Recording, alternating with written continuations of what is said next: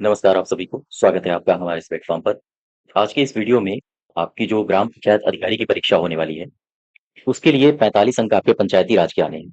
आपके टोटल जो पंचायती राज से आएँगे वो 65 क्वेश्चन्स होंगे, लेकिन उसमें 45 अंक पंचायती राज और 20 अंक की योजनाएँ होंगी। तो वो जो 45 अंक का सेगमेंट है, वो इसमें मैं कवर करूँगा। और इसकी अगर आपको पीडीएफ चाहिए तो आप हमारे टेलीग्राम चैनल से जुड़ सकते हो। वहाँ से आप बिल्कुल free of cost PDF download कर सकते हो। साथ ही साथ चैनल को सब्सक्राइब करिए, वीडियो को शेयर करिए ज़्यादा से ज़्यादा।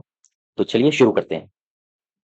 क्वेश्चन नंबर पहला देखिए, कह रहा है कि किस तिथि से 5 करोड़ 40 लाख ग्रामीण जनसंख्या का प्रतिनिधित्व करने वाली लगभग 35,000 पंचायतों ने अपना काम करना शुरू किया था?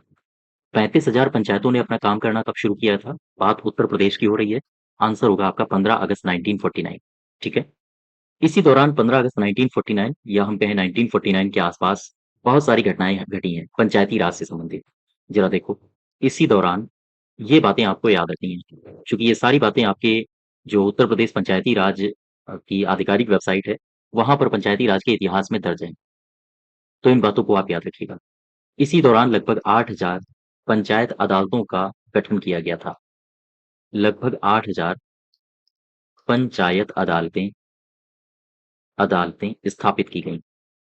ठीक है, स्थापित की गई। और खास बात ये थी कि लगभग 1951 1951-52 की बात है। 1951-52 के आसपास अगर आपसे पूछेगा कि ग्राम सभाएं कितनी थी हमारे यहाँ, तो आप बताओगे 35,943। और अगर आपसे पूछ ले कि 1951-52 के आसपास पंचायत अदालतें कितनी थी, तो ग्राम सभाएं हो गई। ठीक है, अगर आपसे पूछे पंचायत अदालतें बताओ, तो आप बताओगे 8492, 8492। ठीक है। और इस दौरान और भी कई सारी घटनाएं घटी थी, जैसे एक हम इसको इरेज कर देते हैं फिर लिखें। जैसे कि सबसे पहली बात, पंचायत अदालत स्तर पर पंचायत अदालत स्तर पर विकास समितियों के सदस्य मनोनीत किए गए। विकास समितियों के सदस्य मनोनीत किए गए। ठीक है, ध्यान रखिएगा। और क्या इसी दौरान घटना घटी थी? जैसे अगर हम बात करें कि ग्राम पंचायत जो स्तर था, ग्राम पंचायत स्तर पर ग्राम पंचायत स्तर पर पंचायत मंत्री, ध्यान रखिएगा इसको, ग्राम पंचायत स्तर पर पंचायत मंत्री, विकास समितियों का भी मंत्री नियुक्त किया गया। विकास समितियों का भी मंत्री नियुक्त किया गया था। ठीक है। और क्या हुआ इसी दौरान हुआ ये कि जो जिला नियोजन समिति थी, जिला नियोजन समिति, ठीक है, जिला नियोजन समिति में प्रत्येक तहसील से प्रत्येक तहसील से एक प्रधान मनोनीत किया गया था। एक प्रधान मनोनीत किया गया।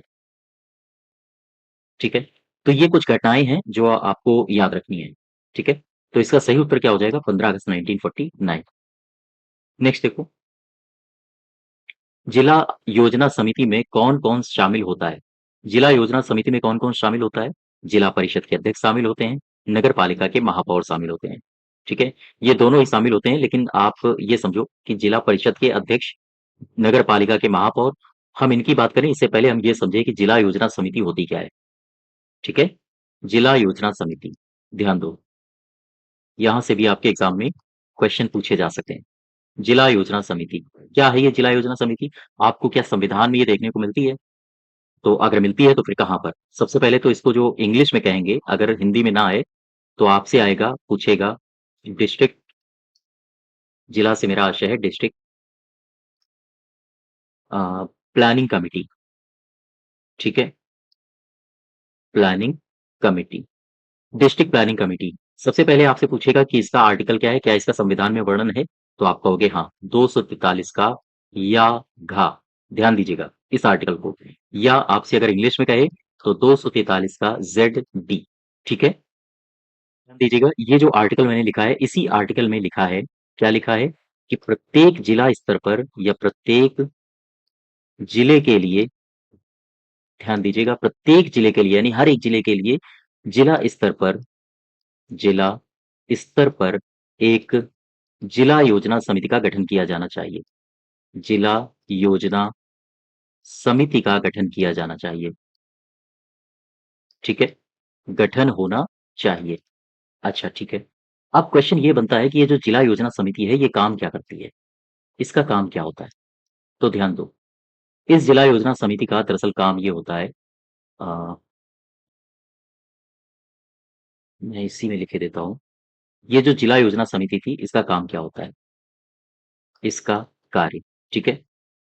ध्यान दो, दरअसल जो जिला की पंचायतें हैं, जिला की पंचायतों और नगर पालिकाओं नगर पालिकाओं के द्वारा जो तैयार की गई योजनाएं होती हैं ना, तैयार की गई योजनाओं योजनाओं को समेकित करना। ध्यान दो, योजनाओं को समेकित करना। ध्यान दीजिए फिर से, इसका काम क्या होता है जिला योजना समिति का? जिला की जो पंचायतें होती हैं और नगर पालिकाओं की जो पंचायतें होती हैं, या जिला पंचायतों और नगर पालिकाओं के द्वारा जो योजनाएं तैयार की जाती हैं, उनको समेकित करना, और साथ ही साथ तथा संपूर्ण जिले के लिए संपूर्ण जिले के लिए क्या करना? मॉडल विकसित करना, या विकास मॉडल तैयार करना। ठीक है, तो हम लिखे दे रहे हैं मॉडल विकसित करना, या विकास का मॉडल बनाना। ठीक है। अच्छा, इसमें एक खास बात और है जो आपके एग्जाम में पूछी जाती है जिला योजना समिति से। पूछा यह जाता है कि जिला योजना समिति में कम से कम कितने मेंबर्स जिला पंचायत और नगर पालिकाओं से निर्वाचित होने चाहिए। यानी ये जो जिला योजना समिति है, इसमें कुछ ना कुछ मेंबर्स होंगे और वो कहीं ना कहीं से लिए जा रहे होंगे। ठीक है, तो कितने मेंबर्स यहाँ से लिए जाते हैं, ये क्वेश्चन पूछा जाता है। तो ध्यान रखिएगा, जिला योजना समिति जिला योजना समिति में कम से कम 4/5, ये फिगर आप याद रखोगे। 4/5 सदस्य कहाँ से लिए जाते हैं? जिला पंचायत से। ठीक है, और साथ ही साथ नगर पालिका से। नगर पालिका से ये लिए जाते हैं। दरअसल जिला पंचायत में जो निर्वाचित सदस्य होते हैं ना, और नगर पालिका में जो निर्वाचित सदस्य होते हैं, तो उन्हीं में से उठा लिए जाते हैं 4/5। ठीक है, तो हम कह सकते हैं कि जिला पंचायत और नगर पालिका के निर्वाचित सदस्यों में से ही लिए जाते हैं 4/5 सदस्य इस जिला योजना के लिए। तो ये डेटा आप याद रखोगे, ये आपके एग्जाम में पूछे जा सकते हैं। इसका आर्टिकल क्या था, आर्टिकल याद रखो, साथ ही साथ काम क्या करती है, और इसमें 4/5 मेंबर्स कहाँ से आते हैं। ठीक है, हाँ, नेक्स्ट देखो, क्वेश्चन नंबर 3, जिला परिषद के कार्य क्या हैं? तो क्वेश्चन काफी इजी है।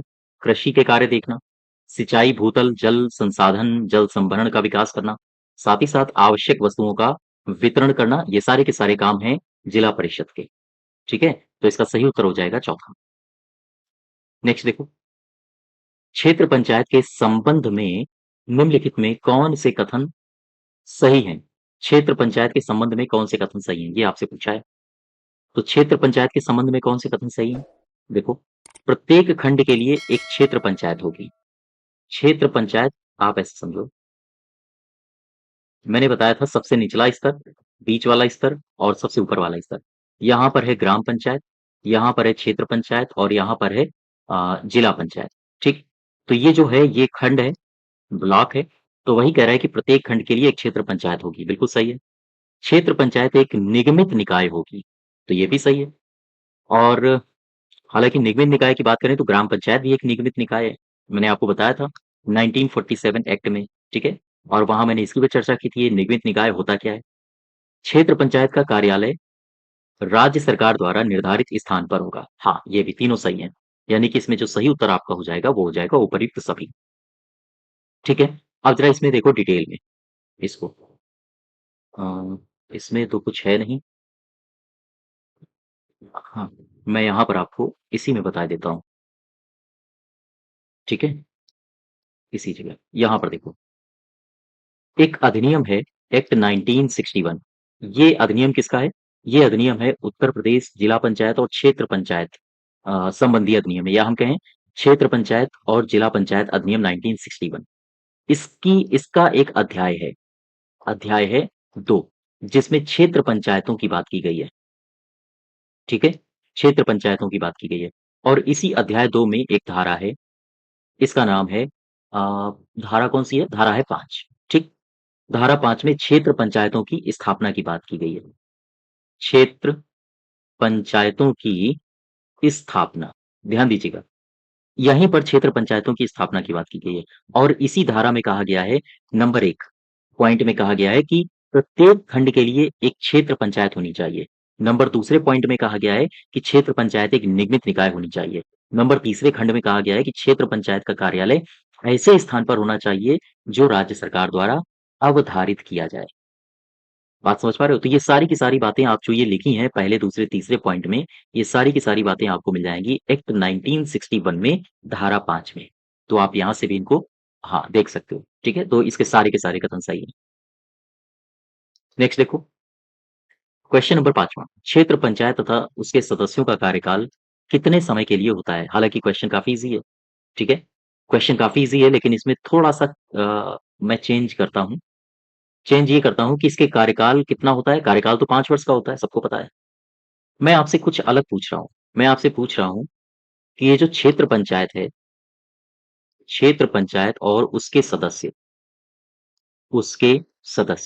इनका कार्यकाल, सदस्यों का कार्यकाल। तो ये जो कार्यकाल है ना क्षेत्र पंचायत का, चाहे कार्यकाल आपसे पूछे या क्षेत्र पंचायत के जो सदस्य हैं, उनका कार्यकाल पूछे, तो आप बताओगे इनका जो कार्यकाल होता है, वो होता है प्रथम बैठक के लिए जो नियत दिनांक होता है, पहली बैठक के लिए जो निर्धारित दिनांक होती है, उस दिनांक से 5 साल तक। ठीक है? बात समझ गए? और ये सब किस धारा में लिखा है? ये सब लिखा है धारा नंबर 8 में। ठीक है? बात समझ पा रहे हो आप? तो ये सब लिखा है धारा नंबर 8 में। अब ये जो क्षेत्र पंचायत है, इसके बारे में धारा 8 में लिखा है। अभी मैंने सदस्यों को नहीं उठाया है। सदस्यों के कार्यकाल के बारे में अलग लिखा है। इसकी है धारा नंबर 8 का 2। ठीक? अगर सदस्यों का कार्यकाल पूछे, तो है धारा 8 का 2। ये किस एक्ट की मैं बात कर रहा हूँ? मैं बात कर रहा हूँ 1961 एक्ट की। क्वेश्चन फिर से समझो। मैं कह रहा हूँ अधिनियम 1961 की धारा 8 में कहा गया है कि क्षेत्र पंचायत का कार्यकाल उसकी प्रथम बैठक के नियत दिनांक से 5 वर्ष तक का होता है। यहाँ तक बात क्लियर हो गई? अब इसी अधिनियम 1961 की धारा 8 के 2 में कहा गया है कि जो क्षेत्र पंचायत के सदस्य होते हैं, उनका कार्यकाल क्षेत्र पंचायत के अवसान तक रहता है। यानी जब तक क्षेत्र पंचायत है, तब तक इनके सदस्यों का कार्यकाल रहेगा। जैसे ही क्षेत्र पंचायत खत्म, इसका कार्यकाल खत्म, सदस्यों का भी कार्यकाल समाप्त। तो इस धारा में क्या लिखा गया है? ध्यान रखिएगा। इस धारा में लिखा गया है कि ये जो सदस्य हैं, इनका कार्यकाल क्षेत्र पंचायत के अवसान तक रहता है। ठीक है? यानी सदस्यों के लिए 5 साल शब्द का इस्तेमाल नहीं किया गया है। सदस्यों के लिए केवल इतना कहा गया है, जब तक क्षेत्र पंचायत, तब तक आप हो गद्दी पे, क्षेत्र पंचायत गई, आप भी गद्दी से गए। ठीक है? हाँ, तो आप मोटा-मोटा आइडिया समझो कि इसमें आपका उत्तर 5 साल हो जाएगा। ठीक है? चूँकि क्षेत्र पंचायत का भी कार्यकाल 5 साल का है, तो सदस्यों का भी 5 साल का हो गया। है ना? आगे देखो, क्वेश्चन नंबर 6, पंचायती राज व्यवस्था किस सूची का विषय है? ये क्वेश्चन आपसे पूछ रहा है। ये तो सबको पता होगा आपको। पंचायती राज व्यवस्था ये किसका विषय है? ये राज्य सूची का विषय है और इसी वजह से पंचायती राज में अगर किसी प्रकार का परिवर्तन करना हो या हम कहें पंचायती राज के अंतर्गत जो भी संस्थाएँ होती हैं, जैसे वित्त आयोग हो गया, निर्वाचन आयोग हो गया, इनसे संबंधित अगर किसी प्रकार के उपबंध बनाने हों, तो फिर ये राज्य करेगा, राज्य का विधानमंडल, ठीक है? चूँकि ये राज्य सूची के अंतर्गत आता है। अच्छा, आप नेक्स्ट देखो, पंचायती राज व्यवस्था के अंतर्गत आते हैं कौन-कौन? ग्राम पंचायत आती है, क्षेत्र पंचायत आती है, जिला पंचायत आती है, ये सभी आते हैं। तो पंचायती राज व्यवस्था के अंतर्गत ये सभी आएँगे। क्वेश्चन काफ़ी ईज़ी है, इसमें थोड़ी-सी एडिशनल जानकारी इसमें समझते हैं। एक अधिनियम है 1947, ध्यान देना, मैं इसी में एक टेबल बना रहा हूँ। अधिनियम है 1947, इसमें बात की गई है ग्राम पंचायत की, इसमें बात की गई है क्षेत्र पंचायत की और इसमें बात की गई है जिला पंचायत की। ठीक, ये अधिनियम है और इसमें इनकी बात की गई है। अगर हम आपसे पूछें कि ये जो ग्राम पंचायत है, क्षेत्र पंचायत है और जिला पंचायत है, मुझे बताओ ग्राम पंचायत, क्षेत्र पंचायत और जिला पंचायत में इसकी परिभाषा किस आर्टिकल में दी है या किस धारा में दी है? मैं अधिनियम 1947 की बात कर रहा हूँ। तो इनकी परिभाषा कहाँ पर दी है और इनकी स्थापना के बारे में प्रावधान कहाँ पर दिया है? ग्राम पंचायत की परिभाषा आपको कहाँ पर देखने को मिलती है? कौन-सी धारा में? मैं यहाँ पर धारा की बात कर रहा हूँ, ठीक है? 1947 की धारा। ग्राम पंचायत की परिभाषा आपको किस धारा में देखने को मिलती है? आप बताओगे 2 के जा में, ठीक? क्षेत्र पंचायत की परिभाषा आपको कहाँ पर देखने को मिलती है? ये मिलती है, देखो ये है अधिनियम 1947 की बात, और जब आप इन दोनों में आओगे तो अधिनियम आपका बदल जाएगा। तब आपका होगा अधिनियम 1961। तो मैं आपसे पूछ रहा हूँ कि क्षेत्र पंचायत 1961 अधिनियम के तहत इसकी परिभाषा कहाँ पर है? तो आप बताओगे धारा 2 के 6 में। जिला पंचायत की परिभाषा कहाँ पर है अधिनियम 1961 के तहत? तो आप बताओगे धारा 2 का 11, ठीक है? अब आ जाओ स्थापना में। ग्राम पंचायत की स्थापना अधिनियम 1947 के तहत किस धारा के तहत की जाती है? धारा है 12। क्षेत्र पंचायत की स्थापना 1961 अधिनियम के तहत किस धारा के तहत की जाती है? धारा है 5। जिला पंचायत की स्थापना 1961 अधिनियम के तहत किस धारा के तहत की जाती है? ये किस धारा में वर्णित है? तो आप बताओगे धारा है 17, ठीक है? ये धाराएँ हैं, ये जो काफ़ी ईज़ी धाराएँ हैं हम कहें, या आपके एग्ज़ाम में पूछे जाने की संभावना ज़्यादा है। क्योंकि बहुत अंदर तक वो नहीं जाएगा एग्ज़ाम में आपके, ठीक है? तो कम से कम कुछ ऐसी धाराएँ होनी चाहिए जो आपको हर हाल में याद ही हो। तो ये वो धाराएँ हैं जो आपको कभी नहीं भूलनी है, ठीक? अच्छा, अब नेक्स्ट चलो। इस क्वेश्चन का आंसर क्या हो जाएगा? सभी। हाँ, नेक्स्ट देखो। क्वेश्चन नंबर 8वां कह रहा है कि क्षेत्र पंचायत के संबंध में कौन-सा कथन सही नहीं है? सॉरी, कौन-सा कथन सही है ना? प्रत्येक खंड के लिए एक क्षेत्र पंचायत होगी, बिल्कुल सही है। क्षेत्र पंचायत एक निगमित निकाय होगा, बिल्कुल सही है। क्षेत्र पंचायत का कार्यालय, कार्यकाल नहीं है, कार्यालय है, गलत है ये, कार्यालय। शायद ये क्वेश्चन मैं पीछे डिस्कस कर चुका हूँ, ये रिपीट हो गया है। कार्यालय ऐसे स्थान पर होगा जो राज्य सरकार द्वारा अवधारित किया जाए। हाँ, ये तीनों सही हैं, 1, 2, 3 तीनों मैं आपको पीछे बता चुका हूँ, ठीक है? हाँ, नेक्स्ट देखो। प्रत्येक क्षेत्र पंचायत में किसके लिए आरक्षण का प्रावधान किया गया है?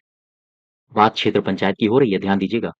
कह रहा है किसके लिए आरक्षण का प्रावधान है? अनुसूचित जाति, अनुसूचित जनजाति, पिछड़ा वर्ग या फिर सभी? आंसर होगा सभी। इन सभी के लिए यहाँ पर आरक्षण की बात की गई है। अब देखो, क्षेत्र पंचायत की बात हो रही है तो मैं अधिनियम 1961 उठा लेता हूँ, ठीक है? एक्ट 1961। इसमें एक धारा है, आप बोलो कौन सी धारा है? मैं कहूँगा 6 का क। धारा है 6 का क, ठीक? ये धारा है। इसमें क्या दिया है? इसमें दिया है स्थानों का आरक्षण। स्थानों का आरक्षण।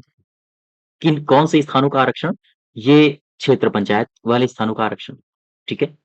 ज़रा देखो, यहाँ ये जो धारा है ना 6 का, इसी में कहा गया है कि हम आरक्षण देते हैं एससी को, आरक्षण देते हैं एसटी को और आरक्षण देते हैं ओबीसी को। तो एससी, एसटी और ओबीसी के बारे में, आरक्षण के बारे में प्रावधान कहाँ पर है? अगर हम क्षेत्र पंचायत की बात करें, तो धारा 6 के क में है, अधिनियम 1961 में, ठीक?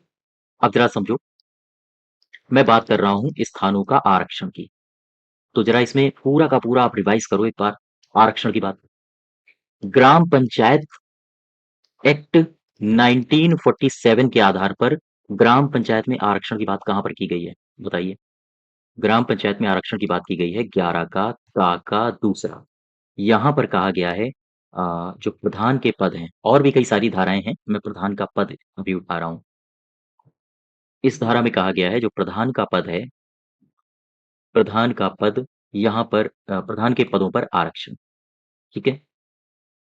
अच्छा, अब उठा लो क्षेत्र पंचायत, तो मैंने क्षेत्र पंचायत के लिए अभी बोला था, धारा है का, ठीक है? और एक्ट कौन-सा है? एक्ट है 1961, ये बात भूलिएगा नहीं। अब मैं उठा रहा हूँ जिला पंचायत को। जिला पंचायत में क्या आरक्षण की बात की गई है? तो हाँ, इसका भी अधिनियम कौन-सा होगा? यही वाला 1961। यहाँ पर किस धारा में की गई है आरक्षण की बात? तो आप बताओगे धारा है 18 का। ये धाराएँ हैं जो आपके एग्ज़ाम में पूछी जा सकती हैं, ठीक है? बहुत ज़्यादा टफ भी नहीं है और बहुत ज़्यादा आसान भी नहीं है। लेकिन फिलहाल इनको आपको याद रखना है, ठीक है? हाँ, अगर आरक्षण की बात करें ग्राम पंचायत में प्रधानों को लेकर, प्रधान के पदों पर आरक्षण कहाँ मिलेगा? तो 11 के का के दूसरे में। अगर आपसे पूछे क्षेत्र पंचायत में आरक्षण किस धारा में मिलेगा? तो आप बताओगे 6 के का, और जिला पंचायत में कहाँ मिलेगा? 18 के का में, ठीक है? क्वेश्चन नंबर 10वां देखो, पंचायती राज व्यवस्था की सबसे ऊपरी संस्था कौन-सी है? यहाँ के लिख लो। पंचायती राज व्यवस्था की सबसे ऊपरी संस्था कौन-सी है? तो मैंने आपको बताया था, हालाँकि ये तो क्वेश्चन काफ़ी ईज़ी है, आपको पता भी होगा। सबसे ऊपरी ये है जिला पंचायत, ठीक है? या आपको जिला परिषद। तो ये तीसरा आपका सही हो जाएगा।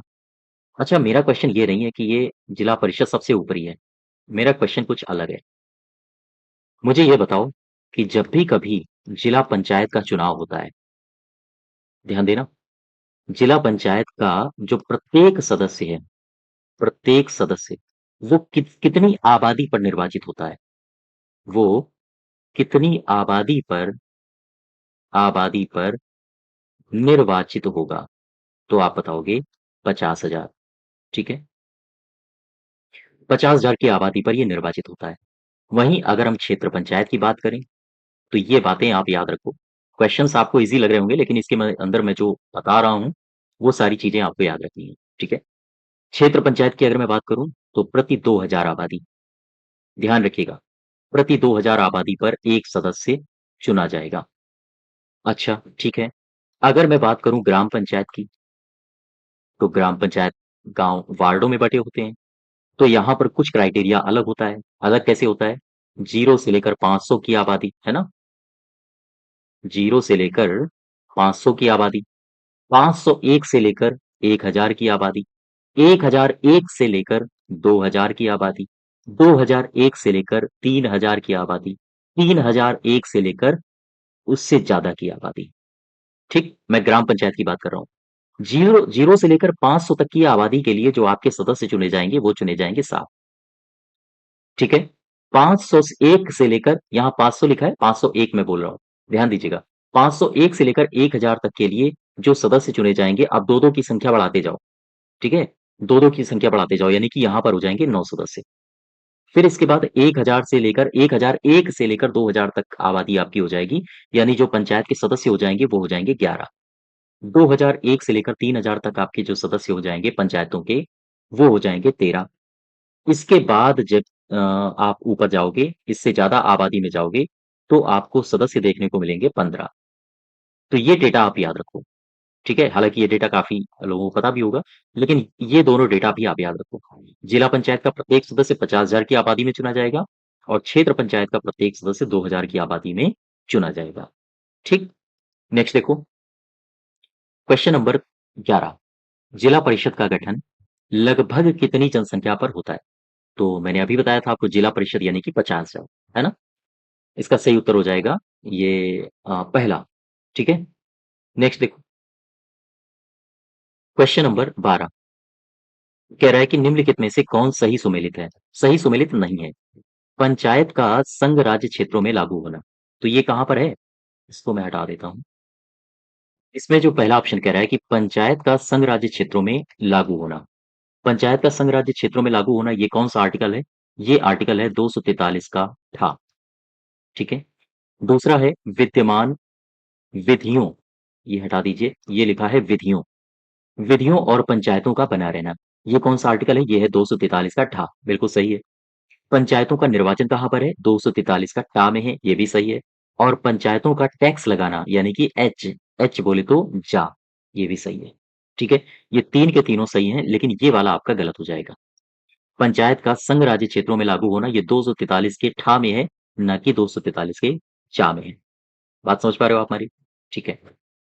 नेक्स्ट देखो, क्वेश्चन नंबर 13। 13 में कह रहा है कि राष्ट्रपति लोक अधिसूचना द्वारा पंचायत के उपबंधों का संघ राज्य क्षेत्रों में लागू होना ये किस अनुच्छेद के तहत कर सकता है? फिर से समझो, कह रहे हैं कि राष्ट्रपति लोक अधिसूचना के द्वारा पंचायत के उपबंधों का संघ राज्य क्षेत्रों में लागू होना किस अनुच्छेद के तहत ये कर सकते हैं? तो ये किस अनुच्छेद के तहत किया जा सकता है? बताइए। आर्टिकल होगा 243 के छा। छा में क्या है? छा में है, ये सारे के सारे आर्टिकल्स आपको पता होंगे, तो इसका सही उत्तर आप जान पाओगे, है ना? 243 की छा में क्या है? छा में है पंचायतों की शक्तियाँ, ठीक है? अच्छा, जा में क्या है? जा में है हाई टैक्स, कर लगाना। ठा में क्या है? ठा में है संघ राज्य क्षेत्रों में पंचायतों का लागू होना। तो आपका सही उत्तर हो जाएगा यही वाला, ठीक है? तो ध्यान रखिएगा। नेक्स्ट देखो, निम्नलिखित में से कौन पंचायत समितियों की सहायता से सभी ग्राम पंचायतों के बीच धन वितरण को नियंत्रित करता है। फिर से समझो, कौन है इनमें से जो पंचायत समितियों की सहायता से सभी ग्राम पंचायतों के बीच धन वितरण को नियंत्रित करता है? इसका आंसर होगा जिला परिषद। ठीक है, इसका काम क्या होता है जिला परिषद का? जिला परिषद का जो काम होता है वो होता है जिला स्तर पर, जिला परिषद का काम होता है जिला स्तर पर विकासात्मक योजनाएं बनाना, योजनाएं बनाना। ठीक है, किस स्तर पर? जिला स्तर पर। अच्छा ठीक है, और क्या काम इसका होता है? इसका काम होता है पंचायत समितियों की सहायता से, पंचायत समितियों की सहायता से सभी ग्राम सब पंचायतों के बीच, ग्राम सभी ग्राम पंचायतों के बीच धन के वितरण को नियंत्रित करना, नियंत्रित करना। ये काम है इसके, और इन्हीं कामों में से आपको एक काम दिया गया है कि पंचायत समितियों की सहायता से सभी ग्राम पंचायतों में धन के वितरण को नियंत्रित कौन करता है? तो आपका सही उत्तर होगा जिला परिषद। ठीक है, हाँ नेक्स्ट देखो, क्वेश्चन नंबर 15, ग्रामीण क्षेत्रों में स्थानीय स्वशासन की सर्वोच्च इकाई कौन सी है? तो इसका सही उत्तर क्या होगा? ग्रामीण क्षेत्रों में स्थानीय स्वशासन की सबसे ऊंची इकाई कौन सी है? ये पूछ रहा है आपसे। तो इसमें सबसे ऊंची कौन सी है? ये तो सबसे निचली हो गई, फिर मध्यवर्ती वाली हो गई, सबसे ऊंची है ये। कहाँ गया? जिला परिषद। ठीक है, हाँ ये सबसे सर्वोच्च इकाई है। और सबसे निचली वाली अगर पूछेगा तो आप बताओगे ग्राम पंचायत, है ना? नेक्स्ट देखो, क्वेश्चन नंबर 16, भारत के किस प्राचीनतम ग्रंथ में लोकतांत्रिक स्वायत्तशासी संस्थाओं का उल्लेख मिलता है? लोकतांत्रिक स्वायत्तशासी संस्थाओं से मेरा आशय है जो समितियों का वर्णन किया गया है ऋग्वेद में, यानी कि ऋग्वेद में इसका वर्णन मिलता है। ऋग्वेद में कौन कौन सी समितियां हैं? जैसे आपने पढ़ा होगा विदथ के बारे में, आपने पढ़ा होगा सभा के बारे में, आपने पढ़ा होगा समिति के बारे में, आपने गण के बारे में जाना होगा, पढ़ा होगा, आपने एक संस्था पढ़ी होगी परिषद के बारे में। ठीक है, तो ये इनका वर्णन आपको मिलता है ऋग्वेद में। अच्छा, विदथ, ये कितनी बार ऋग्वेद में इसका वर्णन किया गया है? 122 बार। 122 बार ऋग्वेद में इसका उल्लेख है। ठीक है, सभा का उल्लेख कितनी बार है? 8 बार इसका उल्लेख आपको मिलता है। वहीं अगर हम बात समिति की करें तो इसका उल्लेख हमें 9 बार इसका उल्लेख मिलता है। ठीक है, और गण की बात करें अगर हम, तो गण क्या है? दरअसल यह एक कुलीन लोगों की जनसभा थी। कुलीन लोगों की एक जनसभा, आपसे अगर पूछे कि ऋग्वैदिक काल में कुलीन लोगों की जनसभा कौन थी, तो आप बताओगे गण। परिषद क्या थी? ये जनजातीय सैन्य सभा थी। ठीक है, तो यहां से ये बातें याद रखो, विदथ, सभा, समिति, गण और परिषद, ये थे लोकतांत्रिक स्वायत्तशासी संस्थाएं ऋग्वैदिक काल में। ठीक है, जिनका उल्लेख ऋग्वेद में हमें देखने को मिलता है।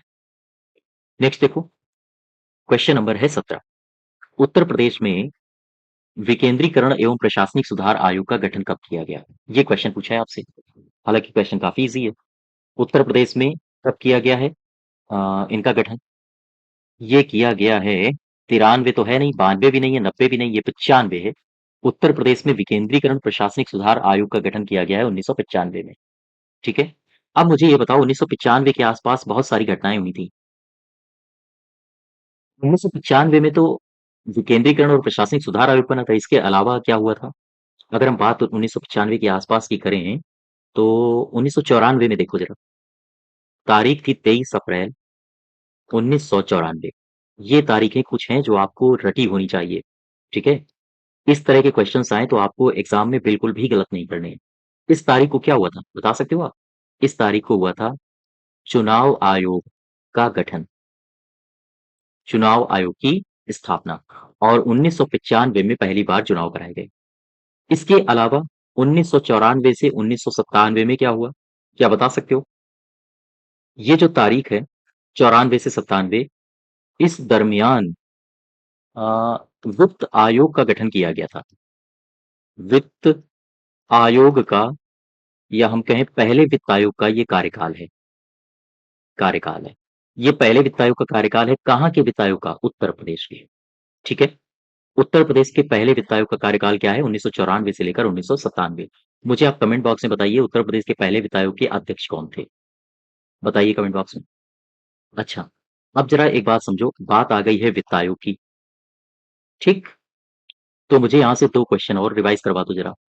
अगर मैं बात करूँ कि वित्त आयोग के बारे में अधिनियम 1947 यानी संयुक्त प्रांत पंचायती राज अधिनियम 1947 में वित्त आयोग की परिभाषा कहाँ पर है? किस धारा में है? बताओ। तो आप बताओगे परिभाषा है 2 के जा में, जा से जहाज, ठीक है? और अगर मैं आपसे पूछूं कि वित्त आयोग की ये तो परिभाषा हो गई, और इसी इसी अधिनियम 1947 में चुनाव आयोग कहाँ पर है? चुनाव आयोग कहाँ पर है? इसकी परिभाषा कहाँ पर है? तो बता सकते हो आप? इसकी जो परिभाषा है वो है 2 के ता में। बात समझ गए? फिर से समझ लो एक बार। चुनाव आयोग की स्थापना उत्तर प्रदेश में कब हुई है? 94 में, 23 अप्रैल को। और 1995 से इसने चुनाव करवाने शुरू कर दिए थे। 1994-97 ये वो दौर है जब उत्तर प्रदेश के पहले वित्त आयोग का कार्यकाल यहाँ से निर्धारित होता है। पहले अध्यक्ष कौन है आप मुझे बताओगे? साथ ही साथ उत्तर प्रदेश या हम कहें संयुक्त प्रांत पंचायती राज अधिनियम 1947 की किस धारा में वित्त आयोग की परिभाषा है? तो आप बताओगे 2 के जाके जाम।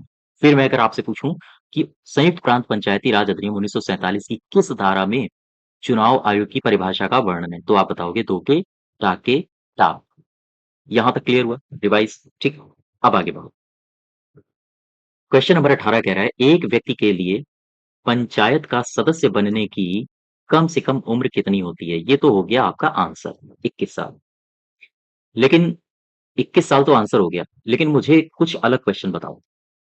प्रश्न हमारा ये है कि मैं 1947 एक्ट में जाना चाहता हूं और मैं आपसे ये पूछ रहा हूं कि इस एक्ट में ये 21 साल का वर्णन कहाँ किया गया है? तो इस एक्ट में यानी कि संयुक्त प्रांत पंचायती राज अधिनियम 1947 में एक धारा है 5 का। ठीक, ध्यान रखना इसको। इसमें क्या कहा गया है? इसमें कहा गया है ग्राम पंचायत की सदस्यता के लिए सदस्यता के लिए अनर्हताएं, ठीक? यानी ग्राम पंचायत का सदस्य कौन नहीं हो सकता है, किस कीमत पर नहीं हो सकता है। तो इसी धारा में कहा गया है कि मान लो ये कोई व्यक्ति है, इसकी उम्र अगर 25 से कम है, 25 साल से कम है, लेकिन इसकी उम्र ज्यादा है 21 साल से, तो ये पंचायत सदस्यता के लिए अयोग्य नहीं होगा, अयोग्य नहीं होगा। तो ध्यान रखिएगा इस 21 वर्ष के बारे में प्रावधान हमें कहाँ देखने को मिलता है? धारा है 5 का। ठीक है? हाँ, नेक्स्ट देखो। Question number 19। ग्राम पंचायत की 2 लगातार बैठकें होनी है। बैठकों के बीच कितने मास से अधिक का अंतर नहीं होना चाहिए? क्वेश्चन काफी इजी है। ग्राम पंचायत की बैठकें हो रही हैं, तो मैंने आपको बताया था ग्राम पंचायत की जब भी बैठकें होंगी तो प्रति मास होती हैं या प्रति 2 मास होती हैं? बताइए मुझे कमेंट बॉक्स में। अच्छा, इनके बीच में कितने समय का अंतर नहीं होना चाहिए? ये क्वेश्चन आपसे पूछा है। तो इसमें आप एक टेबल बना लो, आप एक टेबल बना लो तो ज़्यादा बेहतर रहेगा। हालाँकि इसमें जो क्या बोल रहा है? ग्राम पंचायत बोला है। ग्राम पंचायत में प्रति माह 1 बैठक होती है, तो बीच में कितने महीने से अधिक का अंतर नहीं होना चाहिए? तो आंसर हो जाएगा हालाँकि इसमें 2 महीने, ठीक है? लेकिन मैं इसमें आपको एक टेबल बनवाता हूँ और उसमें सारा का सारा निपट जाएगा। देखो, बैठकें, बात समझना। ग्राम सभा की बैठक, ग्राम सभा की बैठक, ग्राम पंचायत की बैठक, ठीक? फिर क्षेत्र पंचायत की बैठक और फिर जिला पंचायत की बैठक। एक ही टेबल में आपकी ये सारी की सारी पंचायतों की बैठक आ जाएगी और आई होप आप भूलोगे भी नहीं। ध्यान देना। सपोज करो ये मैंने लिखा है ग्राम पंचायत, ग्राम सभा, ग्राम पंचायत, क्षेत्र पंचायत और जिला पंचायत। किस धारा के तहत बैठकें होती हैं? और दूसरी खास बात, मिनिमम कितनी बैठकें हो सकती हैं? कितनी बैठकें? ठीक है? अब देखो, ग्राम सभा की बैठक होनी है, किस धारा के तहत होगी? तो आप बताओगे धारा 11। कितनी मिनिमम बैठकें हो सकती हैं? तो प्रतिवर्ष 2 बैठक तो होनी ही चाहिए। बात समझ पा रहे हो आप हमारी? अब देखो ग्राम पंचायत में आओ। ग्राम पंचायत की बैठकें होनी है तो किस धारा के तहत होंगी? धारा है 12 का खा। ठीक? मिनिमम कितनी बैठकें होनी चाहिए ग्राम पंचायत की? तो ध्यान रखिएगा प्रति माह 1 बैठक।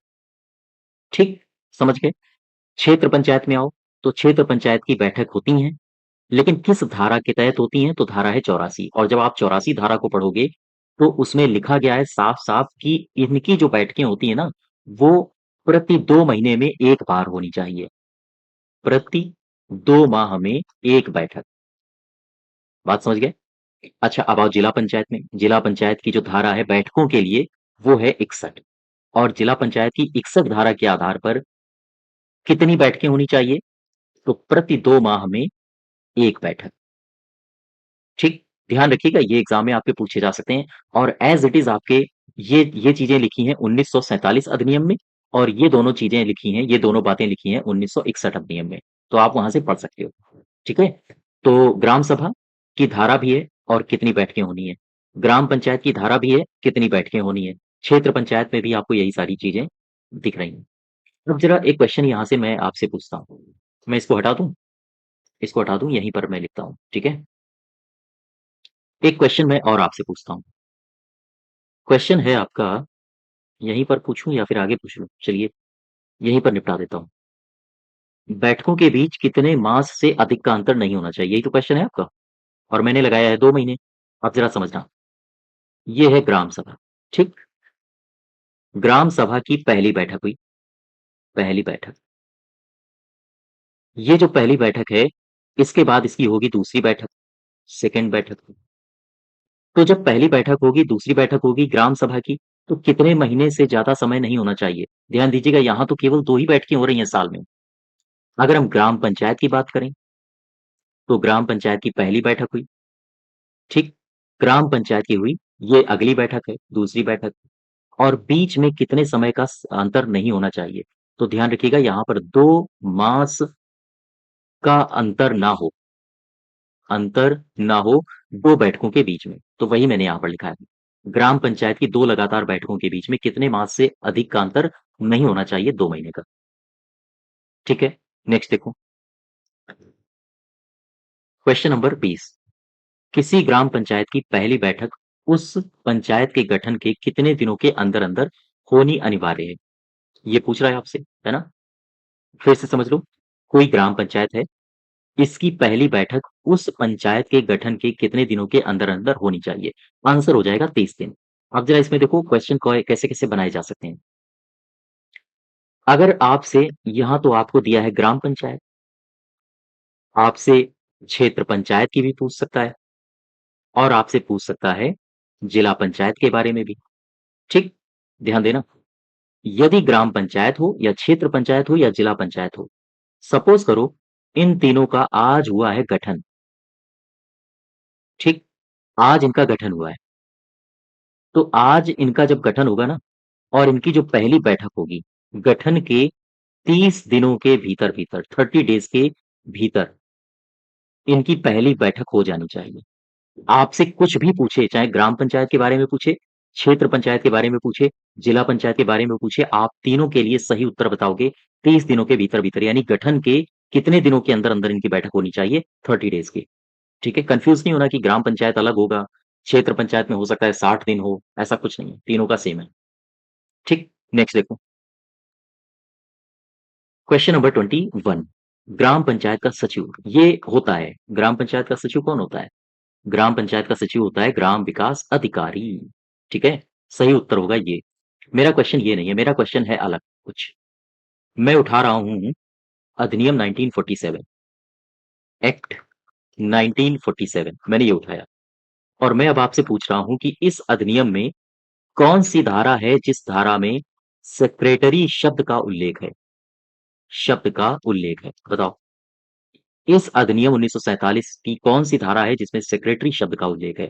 आप बताओगे धारा है 25 का। ये कुछ धाराएँ हैं जो आपको याद होनी चाहिए। ठीक है? हाँ, नेक्स्ट देखो। Question number 22। किस संविधान संशोधन के द्वारा पंचायती राज को संवैधानिक दर्जा प्राप्त हुआ? कौन सा संवैधानिक संशोधन है जिसके द्वारा पंचायती राज को संवैधानिक दर्जा प्राप्त हुआ है? 76 है नहीं, 74 पंचायती राज की बात हो रही है, 74 भी नहीं होगा, 73 ही होगा, है ना? तो 73rd कॉन्स्टिट्यूशनल अमेंडमेंट यही वाला सही हो जाएगा। ठीक है, क्योंकि 74 तो नगर पालिका वाला था। अब देखो उस समय सरकार किसकी थी? उस समय सरकार थी नरसिम्हा राव की। ठीक, इनकी सरकार थी और इन्हीं के सरकार में आया है 73rd constitutional amendment act. Amendment bill आया था, फिर ये एक्ट बना है। ये जो बिल था, पहले मैं बिल ही लिख लूं, ऐसे एक्ट बाद में बनेगा, है ना? क्या मुझे बता सकते हो ये बिल लोकसभा से कब पास हुआ? तो 22 दिसंबर 1992। ये राज्यसभा से कब पास हुआ? तो आप बताओगे 23 दिसंबर 1992। फिर ये कहाँ गया? ये गया राष्ट्रपति के पास, प्रेसिडेंट के पास। ठीक है, प्रेसिडेंट ने इसे अपनी अनुमति कब दी? 20 अप्रैल 1993 को, 20 अप्रैल को। इसके बाद ये गजट में प्रकाशित हुआ होगा और अंततः ये पूरे भारत में लागू हुआ, आप बताओगे 24 अप्रैल अप्रैल 1993 को। ये तारीखें हैं जो आपसे पूछी जा सकती हैं, तो वहां कंफ्यूज नहीं होना है। जितनी प्रैक्टिस करनी है एग्जाम से पहले, कितनी बार रिवाइज करना है वो सब एग्जाम से पहले। ठीक है, हाँ, तो ये सारी बातें याद रखो। नेक्स्ट देखो, भारतीय संविधान के किस अनुच्छेद के तहत ग्राम पंचायतों के गठन का प्रावधान किया गया है? ग्राम पंचायतों के गठन का प्रावधान किया गया है 40 में। अच्छा ठीक है, ग्राम पंचायतों के गठन का प्रावधान 40 में है। एक आर्टिकल और है, वो आर्टिकल भी आप याद रखो, इसी डीपीएसपी में है। आप जब डीपीएसपी पढ़ोगे, डीपीएसपी से मेरा आशय directive principles of state policy, यानी कि राज्य के नीति निर्देशक तत्व। ठीक है, भाग 4। तो एक आर्टिकल है यहाँ पर, आर्टिकल है 43। ये 43 भी याद रखो, ग्रामीण क्षेत्रों से संबंधित है ये 43, इसलिए आपको याद रखना है। क्या है इसमें? इसमें दिया है राज्य ग्रामीण क्षेत्रों में, राज्य ग्रामीण क्षेत्रों में व्यक्तिगत और सहकारी आधार पर, सहकारी आधार पर कुटीर उद्योगों को बढ़ावा देने का प्रयास करेंगे, बढ़ावा देने का प्रयास करेंगे। ठीक है, आर्टिकल 43 में दिया गया है। और ये जो आर्टिकल 43 है, चाहे आर्टिकल 40 हो, ये दोनों ही आर्टिकल्स आपसे पूछे जा सकते हैं किस प्रिंसिपल पर आधारित है? तो आप कहोगे ये दोनों ही आर्टिकल्स हैं गांधीवादी सिद्धांत, गांधीवादी सिद्धांत पर आधारित अनुच्छेद है। ठीक है, हाँ, नेक्स्ट देखो, क्वेश्चन नंबर 24, भारतीय संविधान के किस अनुच्छेद के तहत पंचायती राज की त्रिस्तरीय व्यवस्थाओं का प्रावधान किया गया? ये पूछा है आपसे, ये क्वेश्चन है आपका। कह रहा है कि पंचायती राज की त्रिस्तरीय व्यवस्था का प्रावधान कहाँ पर है? तो 43 के का में है, या ण में है, खा में है, या गा में है? तो पंचायतों की त्रिस्तरीय जो व्यवस्था है वो है 243 का बी में। ठीक है, बी में है कि पंचायतों का गठन यहाँ पर है। अब इस पूरे आर्टिकल को जरा ध्यान से देखिएगा, यहां से आपके एग्जाम में क्वेश्चंस पूछे जा सकते हैं। 243 का बी, आर्टिकल 243 का बी। ठीक है, क्या क्या है यहाँ पर? यहाँ पर है, आपको मिलेगा त्रिस्तरीय पंचायतों का गठन, त्रिस्तरीय पंचायतों का, पंचायतों का गठन। ध्यान दीजिएगा, क्वेश्चन पूछा जाए कि आपके आर्टिकल कौन सा है, संविधान का कौन सा आर्टिकल है जहां पर त्रिस्तरीय पंचायतों का गठन है, तो आर्टिकल 243 के बी है। अच्छा, एक यहाँ पर बात और लिखी है, बात ये लिखी है कि जिस राज्य की आबादी 20 लाख से कम हो, वहां पर, वहां पर आवश्यक नहीं है, आवश्यक नहीं है कि मध्य स्तरीय पंचायत का गठन किया जाए। आवश्यक नहीं है कि मध्य स्तरीय पंचायत का गठन हो। ठीक है, एक तो ये बात आप याद रखो, आपसे ये भी पूछा जा सकता है कि 20 लाख आबादी की बात कहाँ की गई है, कि 20 लाख आबादी से कम हो तो वहां पर मध्य स्तरीय पंचायत का गठन नहीं किया जाएगा। तो ये भी लिखा है आर्टिकल 243 के बी में। ये दोनों बातें आप याद रखोगे, तो ये या तो ये आपसे पूछा जा सकता है या फिर ये आपसे पूछा जा सकता है। तो दोनों के उत्तर होंगे आर्टिकल 243 का बी। अब जरा आर्टिकल 243 के सी में आओ, आर्टिकल 243 का सी। ठीक, इसको भी निपटा लेते हैं। यहां से भी कई सारे क्वेश्चंस आपके एग्जाम में पूछे जा सकते हैं। यहां पर क्या है, यहां पर तो देखो बी में था पंचायतों का गठन, ठीक है, और सी में क्या है, पंचायतों की संरचना। पंचायतों की संरचना, देखो यहां पर क्या है, सबसे पहली बात इसमें दी गई है, कहा गया है article 243 clause C sub clause 1 में कहा गया है कि जो राज्य का विधानमंडल होगा, राज्य का विधानमंडल विधि के द्वारा यानी कि कानून बनाकर, ठीक है, विधि के द्वारा पंचायतों की संरचना के संबंध में उपबंध कर सकता है या उपबंध बना सकेगा, ठीक है। तो कुल मिला के आपसे क्वेश्चन कई बार पूछा जाता है, या आपने जब प्रैक्टिस लगाते होंगे प्रैक्टिस सेट, तो वहां पर भी देखा होगा कि पंचायतों की संरचना से संबंधित या पंचायतों की संरचना से बाबत उपबंध कौन बनाता है, तो ध्यान रखिएगा राज्य का विधानमंडल, ठीक है, यही बनाता है। और इसको शक्ति कौन प्रदान करता है, 243 का क्लॉज सी सब क्लॉज 1, ठीक। इसी में दूसरे सब क्लॉज में क्या कहा गया है, इसमें कहा गया है पंचायतों के सभी स्थान, ध्यान दीजिएगा शब्दों पे, पंचायतों में जो भी स्थान है, चाहे वो ग्राम पंचायत की बात करें, क्षेत्र पंचायत की बात करें, या फिर अन्य पंचायतों की बात करें, ठीक, तो पंचायतों के सभी स्थान प्रत्यक्ष निर्वाचन से भरे जाएंगे, प्रत्यक्ष निर्वाचन से भरे जाएंगे। ये एक्स्ट्रा चीजें हैं जो आपको पता होनी चाहिए, यही चीजें अलग बनाएंगी सिलेक्शन में। अच्छा ठीक है, ध्यान दो, पंचायतों के सभी स्थान प्रत्यक्ष निर्वाचन से भरे जाएंगे, लेकिन यहाँ पर एक अपवाद है। अपवाद क्या है, जो अध्यक्ष होता है ना, क्षेत्र पंचायत और जिला पंचायत का जो अध्यक्ष होता है, वो प्रत्यक्ष नहीं भरा जाता है, वो चुना जाता है, क्षेत्र पंचायत में जो अध्यक्ष होगा वो चुना जाएगा क्षेत्र पंचायत के सदस्यों में से ही, और जिला पंचायत का जो अध्यक्ष होगा वो चुना जाएगा जिला पंचायत के सदस्यों से, ठीक है। हाँ, अब जरा एक आर्टिकल और देखो, आर्टिकल 243 का सी का सब क्लॉज है 4, मैं तीसरा छोड़ रहा हूं, इसमें क्या कहा गया है, मैं इसको हटा देता हूं। आर्टिकल 243 का सी का 4, इसमें क्या कहा गया है, इसमें कहा यह गया है कि जो पंचायत के अध्यक्ष हैं, पंचायत के अध्यक्ष और सदस्यों को सदस्यों को पंचायत की बैठक, ध्यान दीजिएगा, पंचायत की बैठक में वोट देने का अधिकार है, वोट देने का अधिकार, ठीक। कौन सा आर्टिकल कहता है, तो आप बताओगे 243 सी का 4, याद रखिएगा, मोस्ट इंपॉर्टेंट है। मैं आपसे एक क्वेश्चन पूछ रहा हूं, मुझे बताओ एक्ट 1947 1947 में वोट देने का अधिकार ये किस धारा में है, कमेंट बॉक्स में मुझे बताइए। चलिए इसी में एक आर्टिकल और देखो, आर्टिकल है 243 का सी का 5, क्या कहा गया इसमें, इसमें कहा यह गया है कि जो ग्राम स्तर है, ग्राम स्तर पर जो अध्यक्ष होता है, इसका निर्वाचन प्रत्यक्ष होगा, ठीक, बात समझो, ग्राम स्तर पर जो अध्यक्ष निर्वाचित होगा अर्थात प्रधान निर्वाचित होगा वो प्रत्यक्ष चुना जाएगा।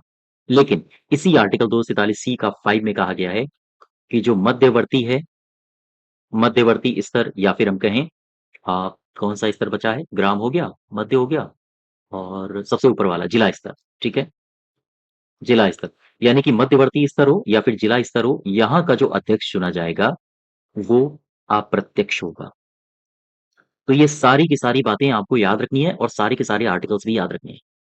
यहां से आपके एग्जाम में जब भी मार्जिन होगा ना क्वेश्चंस का, जैसे सपोज करो 100 क्वेश्चन है, 100 क्वेश्चन में 75 सब अटेम्प्ट कर रहे हैं और कुछ छूट रहे हैं, तो इस प्रकार के क्वेश्चन छूटते हैं, ठीक है।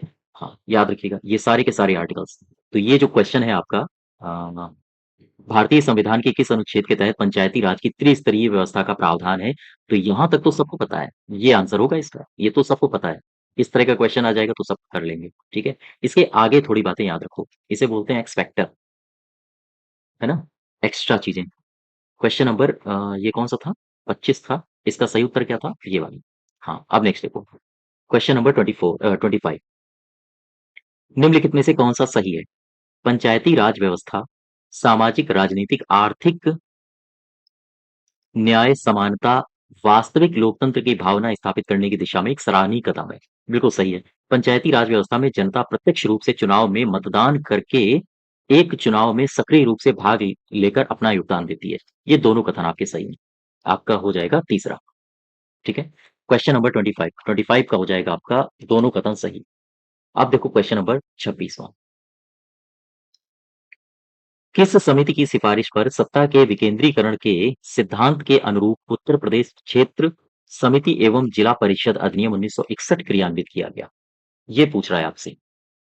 तो इसमें जरा, हाँ, यहाँ तो दिया नहीं है, यहीं पर देखो।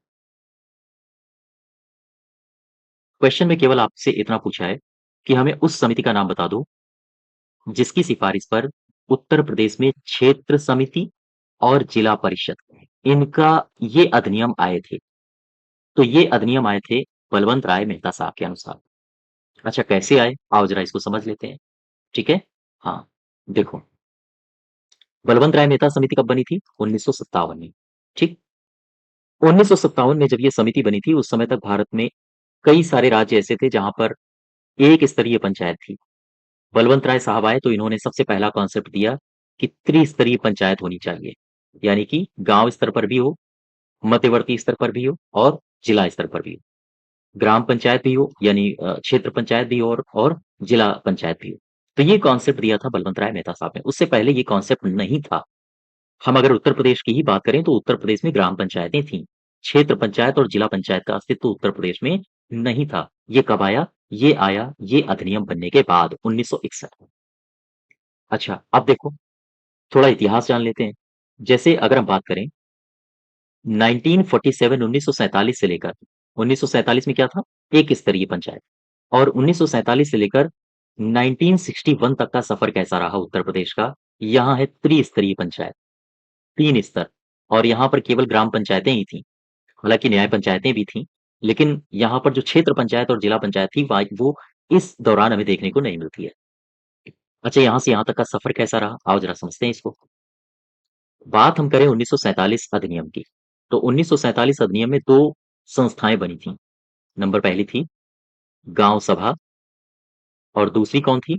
दूसरी थी गाँव पंचायत। ये जो गाँव पंचायत थी, ये गाँव सभा की कार्यकारी समिति थी। फिर इसके बाद जमींदारी उन्मूलन हुआ। तो जमींदारी उन्मूलन करने के लिए जमींदारी अधिनियम आया, यानी कि जमींदारी उन्मूलन अधिनियम, ये आया। और इस अधिनियम के तहत फिर से 2 संस्थाएँ बना दी गईं। सबसे पहली गाँव समाज, जहाँ पर जमींदारों की भूमि होती थी। दूसरी कौन-सी थी? भूमि प्रबंधक समिति। ये उस भूमिका के बारे में प्रबंधन करते थे। ठीक है?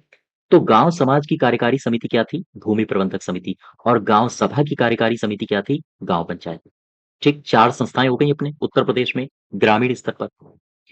तब तक हुआ क्या? तब तक आ गए बलवंत राय मेहता साहब 1947 में। ओह सॉरी, 57 में। बलवंत राय साहब आ गए। बलवंत राय साहब बोले कि भाई 3 स्तर बनाओ। एक स्तर से काम नहीं चलेगा, क्षेत्र स्तर पर भी बनाओ, जिला स्तर पर भी बनाओ। तो सरकार ने इनके आदेश को, उस समय जो केंद्र सरकार थी नेहरू साहब की, उन्होंने हर एक राज्य को आदेश भी दे दिया कि भाई एक एक स्तर से काम नहीं चलेगा, 3 स्तर बनाइए। तो उसी दरमियान इन्हीं की सिफारिश पर 1961 एक्ट आता है, 1961। और 1961 में ये जो गाँव समाज था, 1961 एक्ट में गाँव समाज था, अ, ये जो क्षेत्र समिति और जिला परिषद अधिनियम था, इसमें गाँव समाज को समाप्त कर दिया गया और एक नया निर्णय लिया गया, जो भूमि प्रबंधक समिति है, उसको 1947 अधिनियम के तहत इस अधिनियम में मर्ज कर दिया जाए। ठीक है? तो भूमि प्रबंधक समिति के साथ क्या हुआ? भूमि प्रबंधक समिति को अधिनियम 1947 में समाहित कर दिया गया। तो कुल मिला के ये खत्म हो गई। ये है, लेकिन जमींदारी उन्मूलन में ना होके 1947 में इसको समाहित कर दिया गया। तो अब अगर हम बात करें उत्तर प्रदेश में कितनी संस्थाएँ हैं, तो एक तो हो गई आपकी ग्राम सभा, ग्राम पंचायत और भूमि प्रबंधक समिति। ठीक है? हाँ, इन तीनों का जो प्रधान होता है, वो होता है अपना प्रधान। इन तीनों का जो अध्यक्ष होता है, वो प्रधान होता है। ठीक है? तो ये टोटल इतिहास रहा है 1961 अधिनियम का। ऐसे आया है 1961 अधिनियम। तो अगर हम उत्तर प्रदेश की बात करें, तो उत्तर प्रदेश में पंचायतें हम हमारे यहाँ सबसे पहले आ चुकी थी। ठीक है? तो इसका सही उत्तर क्या हो जाएगा? बलवंत राय मेहता साहब। ठीक? नेक्स्ट देखो। हालाँकि ये जो पूरा का पूरा मैंने अभी आपको समझाया है, आप हमारा और डिटेल में अगर आपको पढ़ना हो तो आप प्लेलिस्ट में जाके वहां से उत्तर प्रदेश पंचायती राज का इतिहास का आपको वीडियो मिल जाएगा, वो आप देख सकते हो। ठीक है, तो इसका सही उत्तर होगा बलवंत राय मेहता। क्वेश्चन नंबर नेक्स्ट देखो, 27। किस वर्ष ग्रामीण क्षेत्रों में बेरोजगार और अल्प रोजगार वाले पुरुषों एवं महिलाओं के लिए जवाहर रोजगार योजना प्रारंभ की गई? क्वेश्चन काफी इजी है, जवाहर रोजगार योजना की बात कर रहा है, तो आप बताओगे 1989, 1989। 1989 में इसको शुरू किया गया, लेकिन क्वेश्चन हमारा ये नहीं है, क्वेश्चन हमारा कुछ अलग है। मैं पूछ रहा हूं आपसे कि ये जो जवाहर रोजगार योजना है, JRY, ये जवाहर रोजगार योजना आई कब? 1989 में। मेरा प्रश्न ये है कि 1989 में पंचायतों के विकास का, उत्तर प्रदेश की मैं बात कर रहा हूँ, पंचायतों के विकास का कौन सा चरण चल रहा था? बताओ, कौन सा चरण चल रहा था, मुझे बताओ। 1989 की मैं बात कर रहा हूँ, तो 1983-84 से 1992-93 वाला चरण चल रहा था पंचायतों के विकास का। ये कौन सा चरण है, बता सकते हो आप? ये है पांचवा चरण। ठीक, ये पांचवा चरण है। तो कुल मिला के जवाहर रोजगार योजना ये किस चरण में आई थी, अगर आपसे ये पूछे? क्वेश्चन देखो किसी प्रकार से पूछ सकता है, आपसे डायरेक्ट भी पूछ सकता है जवाहर रोजगार योजना कब आई, कोई बात नहीं, आप बता देंगे।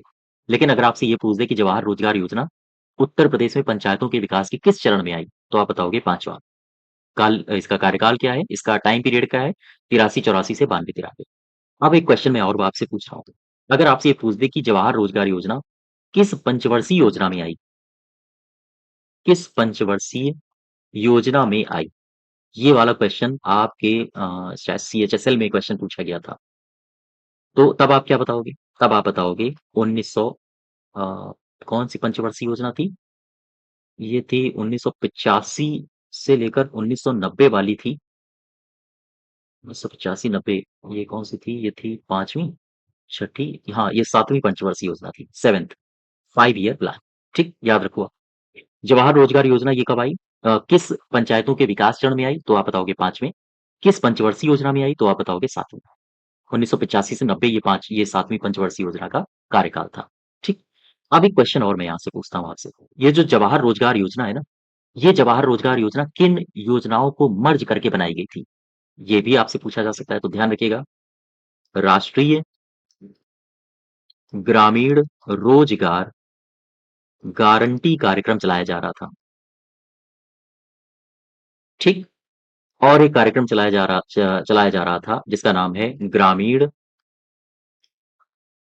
भूमिहीन रोजगार गारंटी कार्यक्रम। इन दोनों को मर्ज किया गया और तब आई थी JRY 1989 में, इन दोनों को विलय करके। तो ये दोनों ही स्टेप याद रखो, ये वाला क्वेश्चन तो आपके CHSL में भी पूछा जा चुका है। ठीक है, तो ये दोनों ही स्टेप आप याद रखोगे, क्वेश्चन कहीं से भी पूछा जाए, हाँ आपका बनना चाहिए। यहां तक सारी बातें क्लियर हो गई। अब चलिए नेक्स्ट क्वेश्चन की तरफ बढ़ो। क्वेश्चन नंबर 28 कह रहा है कि उत्तर प्रदेश पंचायत विधि विधेयक संशोधन विधेयक 1994, ये प्रदेश में कब प्रवृत्त हुआ? ये प्रदेश में कब प्रवृत्त हुआ था? ये हुआ था 22 अप्रैल 1994 को। ठीक है, तो ये कुछ तारीखें हैं जो आपको याद रखनी है, as it is 22 April 1994। Next देखो, ग्राम पंचायत के प्रत्येक प्रादेशिक निर्वाचन क्षेत्र का प्रतिनिधित्व किसके द्वारा किया जाता है? ग्राम पंचायत है, तो उसके प्रत्येक प्रादेशिक निर्वाचन क्षेत्र का प्रतिनिधित्व किसके द्वारा किया जाएगा? वही उम्मीदवार जो ग्राम पंचायत का सदस्य होगा उसी के द्वारा किया जाएगा। आंसर हो जाएगा ग्राम पंचायत का सदस्य। ठीक है, ग्राम पंचायत का सदस्य। नेक्स्ट देखो, क्वेश्चन नंबर, हाँ 30, निम्न कथनों में से कौन सा एक कथन सही है? स्वच्छता सरकार की शीर्ष प्राथमिकता है। ठीक है, इसके लिए देशव्यापी आंदोलन की आवश्यकता है जिसमें हर किसी की भागीदारी आवश्यक है। तो ये दोनों कथन सही है, आपके दोनों कथन आपके सही हैं, यानी कि आंसर हो जाएगा आपका तीसरा। ठीक है, क्वेश्चन नंबर 31 देखो, किसे संसाधनों का उपयोग करके आर्थिक विकास और सामाजिक न्याय के लिए पंचायत विकास योजना, इस शब्द पर गौर करो, पंचायत विकास योजना तैयार करने का अधिकार दिया गया है? पंचायत विकास योजना कौन तैयार करता है? तो ये करती हैं ग्राम पंचायतें। अच्छा, अब इसमें जरा एक आर्टिकल देख लो। आर्टिकल से मेरा आशय है धारा, अधिनियम 1947 की कौन सी धारा है जिसमें योजना तैयार करना इसके बारे में बताया जाता है? योजना तैयार करना यानी विकास योजना तैयार करना, इसके बारे में आपको कहाँ देखने को मिलता है? अधिनियम 1947 की किस धारा में? तो आप बताओगे धारा है 15 का। ये धारा याद रखो। और इसमें क्या कहा गया है? इसमें कहा गया है कि ग्राम पंचायतें जो होती हैं, ग्राम पंचायतें प्रतिवर्ष, ध्यान दो, ग्राम पंचायतें प्रतिवर्ष पंचायत क्षेत्र के लिए, पंचायत क्षेत्र के लिए विकास योजना बनाती हैं। योजना बनाए, ये इसमें गाइडलाइन दी गई है ग्राम पंचायतों के लिए कि ग्राम पंचायतों की जिम्मेदारी है कि वो हर वर्ष पंचायत क्षेत्र के विकास के लिए एक योजना बनाए। ठीक है, तो हाँ, धारा 15 का याद रखिएगा, ये ग्राम पंचायतों के विकास से संबंधित है, इसलिए आपसे पूछी जा सकती है। नेक्स्ट देखो, क्वेश्चन नंबर 32। ग्राम पंचायत या भूमि प्रबंधक समिति का कोई भी सदस्य किसकी अनुमति के बिना लाइसेंस या पट्टा आदि वितरित करने का प्रयत्न नहीं करेगा? कौन है भाई बताओ? ये है, प्रधान नहीं है, अधिकारी नहीं है, खंड विकास वाला नहीं है, ये है कलेक्टर। इसका सही उत्तर होगा कलेक्टर। ध्यान दीजिए, ग्राम पंचायत या भूमि प्रबंधक समिति का कोई भी सदस्य किसकी अनुमति के बिना? कलेक्टर की। कलेक्टर की अनुमति के बिना लाइसेंस पट्टा आदि वितरित करने का प्रयास नहीं करेगा। अच्छा, ये है कहाँ पे? इस पूरे लाइन या इस पूरे बात का वर्णन कहाँ पर है? तो इस पूरी बात का वर्णन है अधिनियम 1947 की धारा 28 के गा में। ध्यान दीजिएगा, इस पूरी बात का वर्णन आपको कहाँ देखने को मिलता है? तो 28 का गा। आपसे धारा भी पूछी जा सकती है। क्या क्वेश्चन पूछा जाएगा? कहा जाएगा कि ग्राम पंचायत या भूमि प्रबंधक समिति का कोई भी सदस्य किस धारा के तहत कलेक्टर की अनुमति के बिना लाइसेंस पट्टा आदि वितरित करने का प्रयास नहीं करेगा? तो आपको बताना पड़ेगा 28 का गा है। ठीक है यहाँ तक? हाँ, नेक्स्ट देखो, ग्राम सभा की बैठक से पहले के कर्तव्य नहीं है, बताओ भाई। ग्राम सभा की बैठक से पहले के कर्तव्य कौन नहीं है? देखो, एक बात समझो, सपोज करो ये है ग्राम सभा, ठीक, यहां पर इसकी होनी है बैठक, अभी होनी है। मान लीजिए आज अभी कितना बज रहा है? अभी आपका टाइम हो रहा है, मान लीजिए 12 बज रहा है, ठीक, 12 बजे होगी। इससे पहले 10 बजे और इसके बाद बजेंगे एक, बात समझना, 10 बजे क्या होगा? 10 बजे प्रधान होंगे, सचिव होंगे और भी कई सारे मेंबर्स होंगे। इनका काम क्या होगा? इनका काम होगा कि सरपंच के परामर्श से ग्राम सभा का एजेंडे को अंतिम रूप देना। यहाँ पर विचार विमर्श चल रहा होगा कि बैठक में कौन-कौन से बातों पर चर्चा होगी, क्या-क्या एजेंडे उठाए जाएँगे यहाँ पर, ठीक है? तो यहाँ पर क्या हो रहा होगा? अंतिम रूप दिया जा रहा होगा। तो वही क्वेश्चन पूछा है, ग्राम सभा की बैठक से पहले का कर्तव्य बताओ, तो ये वाला सही है, ये पहले का कर्तव्य है, ठीक? बात समझ में आई? अच्छा, अब दूसरे वाक्य में आओ। ग्राम सभा की बैठक की सूचना जारी करना। तो यहाँ पर क्या हो रहा होगा? बैठक तो अभी होनी है ना? मैं 10 बजे की बात कर रहा हूँ। 10 बजे क्या हो रहा होगा? सपोज़ करो एक मोटा-मोटा आइडिया, आप ये मत बोलना कि 15 दिन पहले सूचना दी जाती है ना? एक मैं समझाने के लिए बोल रहा हूँ। इस 10 बजे क्या हो रहा होगा? इस 10 बजे हो ये रहा होगा कि ये लोग कह रहे होंगे कि यार एक काम करो, 12 बजे से बैठक होनी है तो सबको चलो बुलौआ भेज दो, है ना? तो ये वाला भी सही है। ये बैठक से पहले की पहले का काम है। अच्छा, अब यहाँ पर आओ। ग्राम सभा की पिछली बैठक के प्रस्तावों पर की गई कार्यवाही की रिपोर्ट पेश करना। अच्छा, ये बताओ, अभी ये सब 10 बजे मंत्रणा कर रहे हैं, बैठक तो हो नहीं रही है, तो क्या रिपोर्ट यहीं पेश कर देंगे ये 10 बजे? ना, भाई रिपोर्ट तो यहाँ पेश होगी ना 12 बजे, जब सब लोग आ जाएँगे, बैठक हो रही होगी, तो ये वाला हमारा गलत हो जाएगा। ठीक? ग्राम सभा की बैठक से पहले के कर्तव्य नहीं है, तो यही नहीं है। ग्राम सभा की जब बैठक हो रही होगी तभी का ये कर्तव्य है। अच्छा, आप चौथे में आओ। ग्राम सभा की बैठक से पहले एजेंडे की मदों पर नोट्स तैयार किए जाते हैं। हाँ, ये भी सही है। 10 बजे ये सारे के सारे काम में लगे होंगे कि यार बैठक होनी है 12 बजे, चलो सारे के सारे जो भी काम पेंडिंग है सारे के सारे कर लो। क्या करो? बुलावा भेज दो सभी को कि भैया 12 बजे बैठक हो रही है। डुगडुगी पिटवा दो, भैया 12 बजे बैठक हो रही है। अच्छा, एक काम करो, प्रधान जी और सचिव जी आप लोग मिलके नोट्स तैयार कर लो, मदें तैयार कर लो, कौन-कौन से मुद्दों पर, कौन-कौन से एजेंडों पर बात होगी। तो इस प्रकार से काम होता है। ठीक है? तो इसका सही उत्तर क्या हो जाएगा? तीसरा, ये हो जाएगा सही।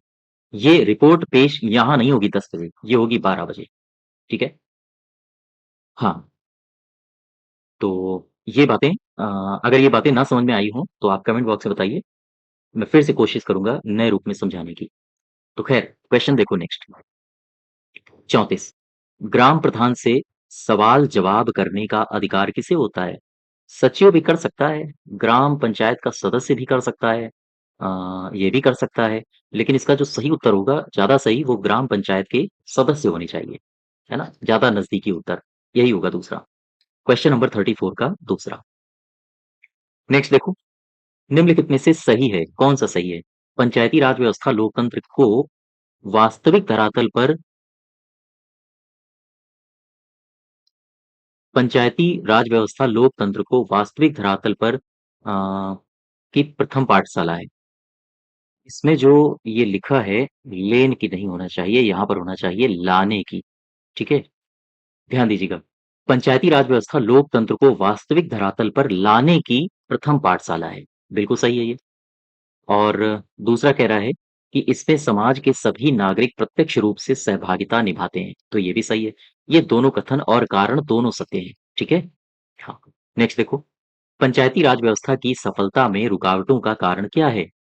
अशिक्षा है, बिल्कुल सही है, अशिक्षित हैं यहाँ के लोग, ग्रामीण निर्धनता भी है, दलगत राजनीति भी हावी रहती है, संस्थाओं में आर्थिक स्रोत की कमी भी है, तो ये सारे के सारे कारण हो सकते हैं, ठीक है? क्वेश्चन नंबर 37 देखो, मैं पंचायती राज के प्रति पूर्णतः आशान्वित हूँ। मैं महसूस करता हूँ कि भारत के संदर्भ में यह बहुत कुछ भौतिक एवं क्रांतिकारी है। ये कथन किसका है? क्वेश्चन नंबर 37 में यह कथन है पंडित जवाहरलाल नेहरू साहब का। कथन आप याद रखिएगा, कथन एज इट इज पूछे जाते हैं, ठीक है? एक कथन और है, सच्ची लोकशाही केंद्र में बैठे 20 आदमी नहीं चला सकते। वह तो जमीनी स्तर पर गांव के लोगों के द्वारा चलाई जानी चाहिए। कौन है ये साहब? किसने कहा है? ये कहा है अपने बापूजी ने, यानी कि गांधी जी, ठीक है? गांधी जी। नेक्स्ट देखो, क्वेश्चन नंबर 39, संविधान की 11वीं अनुसूची के संबंध में सही कथन बताइए। 11वीं अनुसूची में कुल 27 विषय कहाँ हैं? 29 हैं, ये गलत हो गया। 11वीं अनुसूची का संबंध संविधान में किस अनुच्छेद से है? 243 की छा से है। क्या ये सही है? सत्य कथन बताना है तो यही वाला सही हो जाएगा आपका, है ना? बाकी सारे सही हैं, ये भी सही है। और 73वां जो संविधान संशोधन अधिनियम 1992 था, ये 92 द्वारा यह सूची शामिल की गई है, कौन-सी? 11वीं अनुसूची, ये भी सही है। और इस संशोधन अधिनियम की के द्वारा 11वीं अनुसूची जोड़ी गई है, तो ये भी सही है, ठीक है? ये सारे के सारे सही हैं, लेकिन ये वाला कथन आपका गलत है। निम्नलिखित में से कौन ग्राम पंचायतों के कार्यों में शामिल नहीं है? ग्राम पंचायतों के कार्यों में कौन शामिल नहीं है? सामुदायिक आस्तियों का अनुरक्षण करना, क्या ये है? दूसरा दिया है स्वास्थ्य और स्वच्छता, क्या ये है? या ईंधन और चारा, क्या ये है? या फिर है सांस्कृतिक, शैक्षणिक और सौंदर्य परक आयामों की अभिवृद्धि, यही है। ये वाला जो विषय है ना, ये 12th अनुसूची का विषय है, 12वीं अनुसूची का विषय है। 12वीं अनुसूची में टोटल हैं कितने विषय? टोटल हैं 18, यानी कि यहाँ पर किसके बारे में चर्चा की गई है? नगर पालिका के विषयों के बारे में, ठीक है? टोटल 18, तो यही हमारा सही हो जाएगा। बाकी सारे के सारे विषय ये और ये तीनों विषय ग्राम पंचायतों के हैं। क्वेश्चन नंबर 41 देखो, निम्नलिखित में से कौन सा सुमेलित है? पंचायतों का गठन 41 में होता है। पंचायतों का गठन क्या 41 में होता है? कौन सा सुमेलित है? ये तो गलत है भाई। राज्य निर्वाचन आयोग 243 के घ में, यहाँ तो आरक्षण है, राज्य निर्वाचन आयोग कहाँ है? ये तो 243 का के में है ना? ये भी गलत हो गया, ये भी गलत हो गया। सार्वजनिक वितरण प्रणाली, ये 11वीं अनुसूची में, हाँ ये सही है। सार्वजनिक वितरण प्रणाली, ये सही है। और ये जो 41 है, इसमें क्या है पता है आपको? इसमें है काम, शिक्षा, लोक सहायता पाने का अधिकार। जब आप टीपीएसपी पढ़ोगे, राज्य के नीति निर्देशक तत्व भाग 4, तो वहां पर आपको देखने को मिलेगा। पंचायतों में आरक्षण, ये 243 के चा है क्या? नहीं, ये भी गलत है। आरक्षण कहाँ पर है? 243 का घा है, डी, ठीक है? और चा में क्या है? चा में है सदस्यों की निरर्हताएं, यानी कि फेल, ठीक है? तो इसका सही सुमेलित कौन सा है? यही है, केवल तीसरा, ठीक। नेक्स्ट देखो, कह रहा है कि सूची 1 और सूची 2 को मिलाइए। भूमि विकास, ये इसका वर्णन कहाँ पर किया गया है? इसका वर्णन है आपको मिलेगा 11वीं अनुसूची में। ग्राम सभा का उल्लेख कहाँ पर है? ग्राम सभा का उल्लेख आपको मिलेगा तीसरे में। ग्राम पंचायतों का गठन आपको मिलेगा दूसरे में, यानी कि 243 के खा में। और पंचायतों की क्षतियां आपको मिलेंगी 243 के छा में। तो चौथे का हो जाएगा चौथा, ये और ये सही होगा, बाकी ये दोनों गलत। सी का हो जाएगा दूसरा, तो ये सही हो जाएगा। यही वाला हमारा ऑप्शन सही है, ठीक है? क्वेश्चन नंबर 42 का सही उत्तर होगा पहला। नेक्स्ट देखो, क्वेश्चन नंबर 43, किसी पंचायत के सबसे छोटे निर्वाचन क्षेत्र को किस नाम से जाना जाता है? कौन सा है? गांव, वार्ड होगा, ठीक है। कोई पंचायत होती है, मान लीजिए ये पंचायत है, ये कई सारे वार्ड में बटी होती है, ये हो गए वार्ड, और यहाँ से आपके मेंबर्स आते हैं। जैसे 500 की आबादी तक 7 मेंबर चुने जाते हैं, 1000 की आबादी तक आपके 11 मेंबर्स, सॉरी 9 मेंबर्स चुने जाते हैं, और 2000 की आबादी तक 11 मेंबर्स, 3000 की आबादी तक 9 2 11 11 12 13 मेंबर्स, और 3000 से ऊपर अगर आबादी है तो फिर 15 मेंबर्स चुने जाते हैं। तो ये डेटा याद रखो। नेक्स्ट देखो, ग्राम स्वराज की मूल इकाई क्या होती है? ग्राम स्वराज की मूल इकाई क्या होती है? मूल इकाई होती है ग्राम सभा, है ना? ग्राम स्वराज की मूल इकाई होती है ग्राम सभा। अच्छा मुझे बताओ, ई ग्राम स्वराज पोर्टल ये कब आया था? ये आया था 24 अप्रैल 2020 में, ठीक है, तारीख याद रखो। क्वेश्चन नंबर 45, ग्राम सभा की बैठक बुलाने एवं बैठक की समीक्षा करने का अधिकार किसे प्राप्त है? ग्राम सभा की कौन बैठक बुलाता है? यही है प्रधान साहब। और समीक्षा कौन करता है? तो यही है प्रधान। और एक ऐसे समझो, टोटल अगर सदस्य कितने हैं? टोटल सदस्य हैं, टोटल सदस्य का अगर 1/5 भाग क्या करें? मांग करें। किसकी? ये कहें कि बैठक बुलवाओ, तो क्या करोगे? प्रधान का क्या काम होगा? तो प्रधान का काम होगा कि वो 30 डेज के भीतर भीतर के भीतर बैठक बुलवाए, ठीक है, बैठक बुलवाए। यहां से क्वेश्चन आपके पूछे जा सकते हैं कि टोटल मेंबर्स का कितने लोग अगर लिखित रूप से देते प्रधान को कि विहित प्राधिकारी को कि बैठक बुलवाई जाए, तो फिर 30 दिनों के अंदर अंदर बैठक बुलवाई जाएगी, ठीक। क्वेश्चन नंबर 46 देखो, निम्नलिखित में से कौन से कार्य हैं जो ग्राम पंचायतों से संबंधित हैं? बताइए भाई, कौन से हैं? ग्राम पंचायतों की बैठक की तारीख निश्चित करना, ये भी सही है। फिर दिया है कि ग्राम विकास के लिए योजना बनाना, ये भी सही है, ग्राम पंचायत का कार्य है। ग्राम पंचायत द्वारा लगाए गए करों को जमा करने की तिथि निर्धारित करना, ये सारे के सारे काम हैं ग्राम पंचायत के, ठीक। क्वेश्चन नंबर 47, लोकतांत्रिक राजनीतिक व्यवस्था में शासन को आम जनता के दरवाजे तक लगाने का कार्य किसके द्वारा किया जाता है?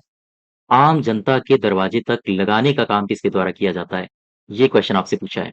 तो पंचायती राज व्यवस्था के द्वारा, राजनीतिक दलों के द्वारा, ग्राम पंचायत के द्वारा, या फिर राज्य सरकार।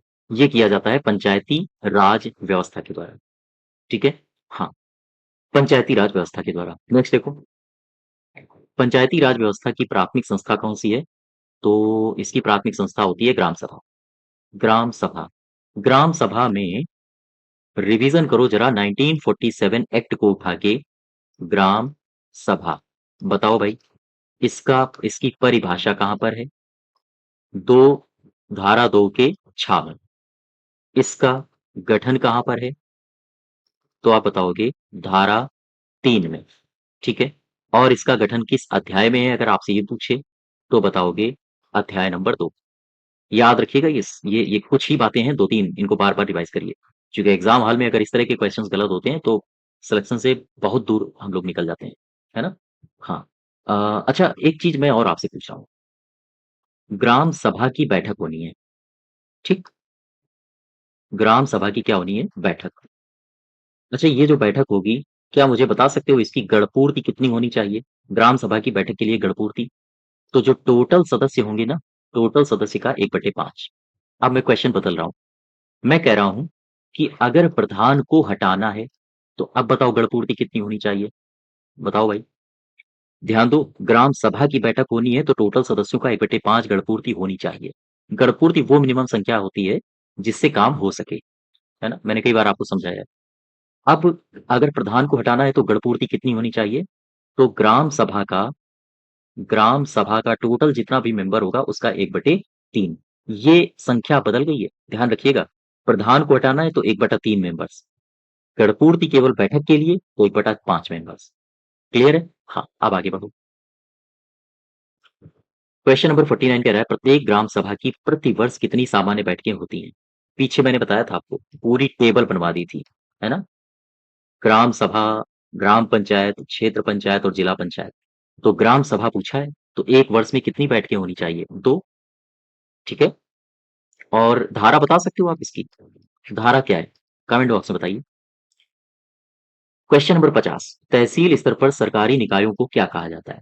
तहसील स्तर पर सरकारी जो निकाय होते हैं, उन्हें क्या कहा जाता है? उन्हें कहा जाता है ग्राम पंचायत ना, ग्राम सभा ये भी नहीं, नगर पालिका ये भी नहीं, पंचायत समिति कहा जाता है। यही चौथा सही होगा। ठीक है। नेक्स्ट देखो, ग्रामीण सामाजिक संरचना के कौन से बुनियादी घटक हैं? ग्रामीण सामाजिक संरचना के बुनियादी घटक कौन से हैं? ग्रामीण, परिवार और जाति, ये सभी बुनियादी घटक। क्वेश्चन नंबर 52, किस वर्ष गांवों को आत्मनिर्भर एवं संपन्न बनाने के उद्देश्य से ग्राम पंचायत क्षेत्रों में कृषि उत्पादन एवं कल्याण उप समितियों का गठन ग्राम स्तर पर किया गया? बताइए भाई, ये आपसे पूछ रहा है। क्वेश्चन नंबर आपसे पूछा गया है 52 में कि मुझे वो वर्ष बताओ, समझो ध्यान से। कह रहे हैं कि वो वर्ष बताओ जब ग्राम पंचायत क्षेत्र में कृषि उत्पादन और कल्याण उप समितियों का गठन ग्राम स्तर पर किया गया था। आंसर क्या होगा? आंसर होगा 1960-61। 1960-61। अच्छा देखो, 1960-61 में हुआ क्या? Just wait a minute, slide नहीं छूटी है, चलिए यहीं पर मैं बता देता हूँ आपको। हाँ, तो ये क्वेश्चन था आपका, ग्राम पंचायत क्षेत्रों में कृषि उत्पादन और कल्याण उप समितियों का गठन ग्राम स्तर पर किया गया है। ठीक है। कब किया गया? 1960-61। यहाँ तक क्लियर हुआ? अच्छा, आप एक बात समझो, 1960-61 को उठाओ और मुझे ये बताओ 1960-61 में कौन सा पंचायतों के विकास का चरण चल रहा था? बताओ। यहाँ पर 1960-61 में पंचायतों के विकास का पंचायतों के विकास का ये जो तीसरा चरण है ना, तीसरा चरण चल रहा था। कब से कब तक? 1960-61 से लेकर ये था 1971-72 तक। बात समझ गए? अच्छा, यहाँ हुआ क्या? इस वर्ष या हम कहें इस चरण के दौरान हुआ क्या? इस चरण के दौरान हुआ ये कि पंचायती राज, सबसे पहली बात, पंचायती राज अधिनियम को संशोधित किया गया। संशोधित किया गया। ठीक, कोई बात नहीं, संशोधित कर लिया गया। क्यों किया गया संशोधित? कुछ तो कारण होगा। पंचायती राज अधिनियम को 1947 वाले को संशोधित किया गया। क्यों? इस चरण में, क्योंकि जो गांव पंचायतें थीं, गांव पंचायतों और न्याय पंचायतों की चुनाव पद्धति में परिवर्तन करना, चुनाव पद्धति में परिवर्तन किया जा सके। ठीक है, किया जाए, ये इसका लक्ष्य था। फिर से मैं बोल रहा हूं कि जो पंचायतों का तीसरा चरण था 1960-61 से 71-72 तक, इसमें हुआ क्या? इस चरण के दौरान पंचायती राज अधिनियम में संशोधन किया गया। क्यों? ताकि गांव पंचायतों और न्याय पंचायतों की चुनाव पद्धति में परिवर्तन किया जा सके। अच्छा ठीक है, संशोधन हो गया, परिवर्तन भी हो गया, तो इसका परिणाम क्या हुआ? इसका परिणाम ये हुआ कि जो गांव सभा का प्रधान था, गांव सभा के प्रधान का चुनाव गुप्त मतदान प्रणाली से होने लगा। मतदान प्रणाली से होने लगा। बात समझ पा रहे हो आप यहां तक? ठीक है, मैं फिर से बता दे रहा हूँ कि पंचायती राज अधिनियम में संशोधन करके गांव पंचायत और न्याय पंचायतों की चुनाव पद्धति में परिवर्तन किए गए और इस परिवर्तन का परिणाम ये हुआ कि जो गांव सभा का प्रधान था, उसका अब मतदान गुप्त मतदान पद्धति से होने लगा। अच्छा ठीक है, इस चरण में और क्या हुआ? इस चरण में, ये जो तीसरा चरण है, इस चरण में और भी कई सारी घटनाएं हुई। इनको देखो जरा। 1961 की मैं बात कर रहा हूँ। 1961 में पंचायतों का तीसरा सामान्य निर्वाचन हुआ। सामान्य निर्वाचन हुआ, ध्यान दीजिएगा। तीसरा सामान्य निर्वाचन हुआ। कब से कब तक? 10 फरवरी से लेकर 1961 से 7 फरवरी 1962 तक। ये तारीख याद रखो। आपसे पूछा जाए कि पंचायतों का तीसरा सामान्य निर्वाचन कब से कब तक हुआ है, तो ये है। ठीक है, और यही वो दौर है, ध्यान रखिएगा, मैंने क्या बताया इसकी इसकी डेडलाइन। ये जो तीसरा चरण है पंचायतों के विकास का, 1960-61 से लेकर 1972-71 तक गया है ना? तो यही वो दौर है जब अधिनियम 1961 आया था। तो आपसे क्वेश्चन पूछा जा सकता है क्या कि अधिनियम 1961 ये कौन सा अधिनियम है? ये क्षेत्र पंचायत और जिला पंचायत वाला अधिनियम है। आपसे पूछा जाए कि क्षेत्र पंचायत और जिला पंचायत वाला अधिनियम ये किस पंचायत के विकास के चरण में आया था? देखो चीजें आपको लिंक करनी आनी चाहिए। बात समझ पा रहे हो? हाँ, मजा तभी आएगा। तो ये किस चरण में आया था? ये आया था तीसरे चरण में। अच्छा, और बताओ और क्या हुआ? ये जब आ गया था ना, ध्यान देना, मैं जो बोलने जा रहा हूँ। ये जब आ गया था तो इसमें था जिला पंचायत, इसमें था क्षेत्र पंचायत। अर्थात आपसे अगर ये पूछा जाए कि उत्तर प्रदेश में पंचायतों के विकास के किस चरण में त्रिस्तरीय पंचायतों का आविर्भाव हुआ था या हम कहें गठन हुआ था। त्रिस्तरीय पंचायतों का पंचायतें अस्तित्व में आई थी।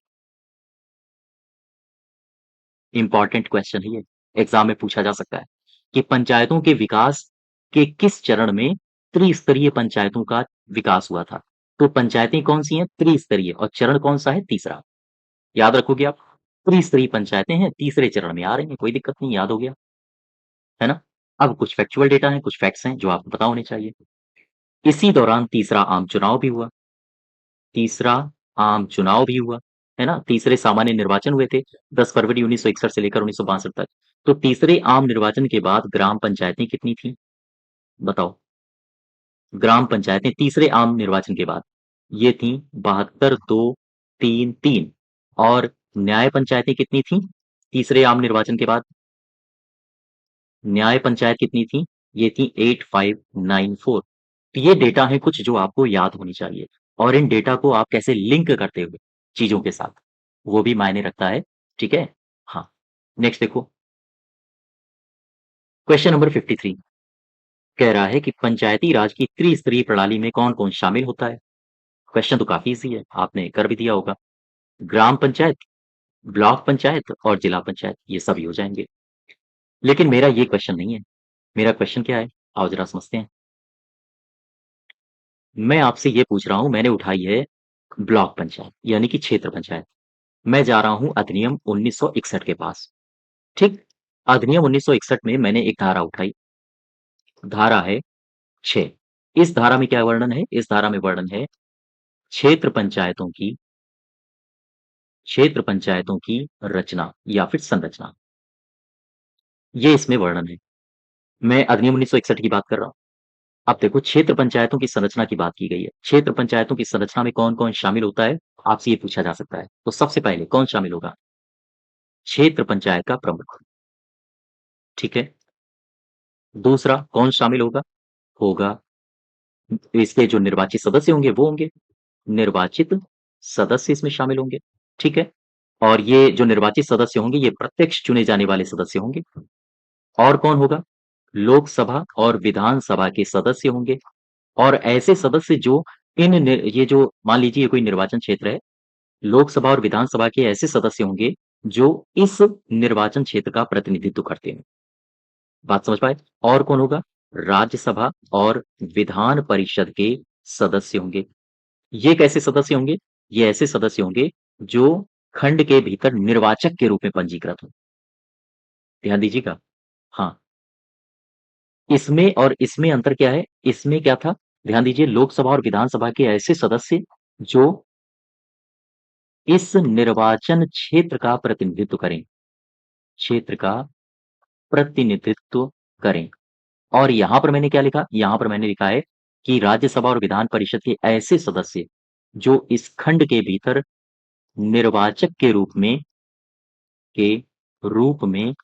पंजीकृत हों। अब सपोज करो, मान लो मैं उठा रहा हूं अपने गांधी जी को, राहुल बाबा को। ठीक है? राहुल गांधी जी को मैं उठा रहा हूं। राहुल गांधी जी को मैंने उठाया। सपोज करो राहुल गांधी जी का जो निर्वाचक नामावली में नाम है वो है अमेठी में, और ये लड़ गए वायनाड से। बात समझ पा रहे हो? तो वायनाड से लड़ गए, वायनाड में जीत गए ये। तो निर्वाचक क्षेत्र का प्रतिनिधित्व करें, जहां के निर्वाचक क्षेत्र का ये प्रतिनिधित्व कर रहे हैं, वहां वहां के सदस्य यानी ये वायनाड के सदस्य वहां पर जोड़े जाएंगे। और अमेठी में इनका निर्वाचक नामावली है, तो यहाँ पर ये राज्यसभा या विधान परिषद के सदस्य के रूप में जोड़े जाएंगे। तो खैर, आपको अगर नहीं समझ में आ रहा है तो कोई बात नहीं, आप इतना ये 4 बातें हैं, 4 बातें आप एज़ इट इज़ रट्टा मारो। ठीक है? बाकी समझ जाओ तो ज़्यादा बेहतर है। तो खैर, ये अधिनियम 1961 में धारा 6 है। धारा 6 में क्षेत्र पंचायतों की रचना के बारे में दिया गया है। रचना में कौन-कौन से होंगे? क्षेत्र पंचायत का प्रमुख होगा, क्षेत्र पंचायत में जो सदस्य निर्वाचित होते हैं वो होंगे। साथ ही साथ इस क्षेत्र पंचायत में लोकसभा और विधानसभा के सदस्य होंगे जो इस क्षेत्र का प्रतिनिधित्व करें और यहाँ पर पंजीकृत राज्यसभा और विधान परिषद के सदस्य होंगे। ये लोग इसमें शामिल होते हैं क्षेत्र पंचायत में। ठीक? नेक्स्ट देखो क्वेश्चन नंबर 54 शक्तियों और उत्तरदायित्व को लेकर पंचायतों से संबंधित कौन से कथन सही हैं? आर्थिक विकास योजना और सामाजिक न्याय योजना तैयार करना। फिर से समझो उत्तरदायित्व को लेकर और पंचायतों से संबंधित कौन से कथन सही हैं? पहला कथन में आओ पंचायतें आर्थिक विकास योजना और सामाजिक न्याय योजना को तैयार करती हैं, बिल्कुल सही है। संविधान की 11वीं अनुसूची में 29 विषय दिए गए हैं और 29 विषयों के संबंध में आर्थिक विकास, सामाजिक न्याय और योजनाओं का कार्यान्वयन किया जाता है, ये भी सही है। उचित कर, शुल्क, टोल शुल्क लगाना और एकत्र करना ये भी पंचायतों का काम है, तो ये भी सही है। तीनों के तीनों सही हैं आपके 1, 2, 3 ठीक है। क्वेश्चन नंबर 54 का 55 देखो अगर गांव नष्ट हो जाएंगे तो भारत नष्ट हो जाएगा। ये कौन कह रहे हैं? ये कह रहे हैं हमारे गांधी जी। गांव नष्ट तो भारत नष्ट तो गांव नष्ट, है ना। क्वेश्चन नंबर 56 अनुसूचित क्षेत्रों में रहने वाले लोगों के लिए न्याय सभाओं के माध्यम से स्वशासन सुनिश्चित करने के लिए कौन सा अधिनियम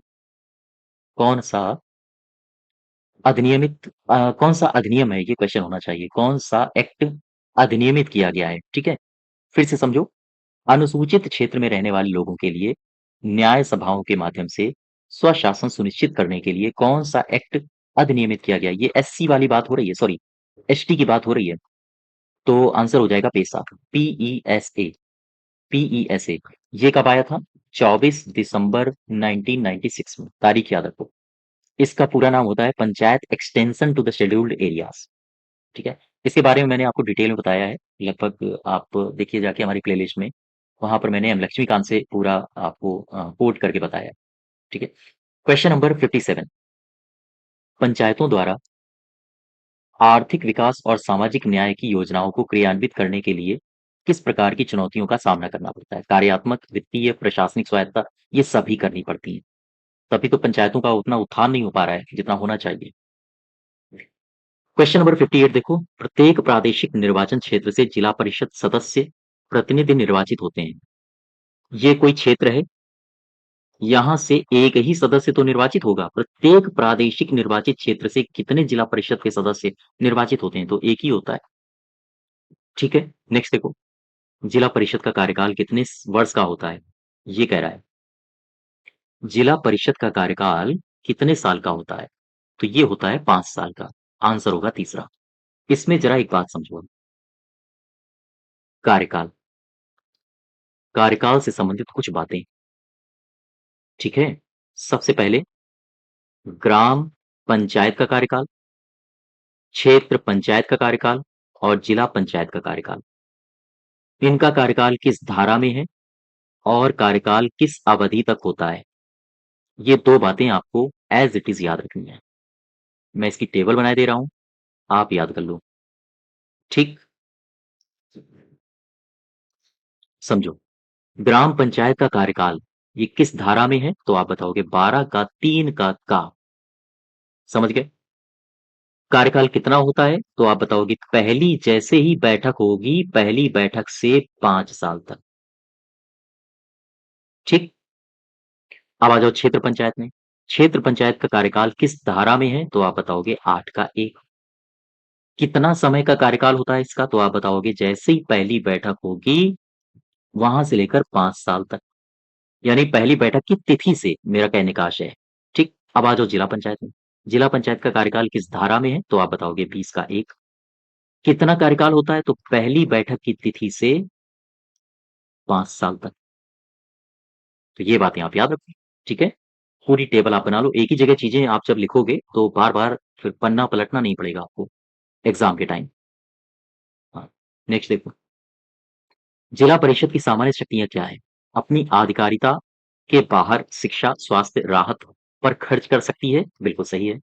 जिले में किसी ऐसे कार्यकलाप के कार्यान्वयन के लिए किसी भी व्यक्ति को वित्तीय या अन्य सहायता प्रदान कर सकती है। ये दोनों ही कथन आपके सही हैं। ठीक है? हाँ, नेक्स्ट देखो। क्वेश्चन नंबर 61 कौन-सा सही सुमेलित नहीं है?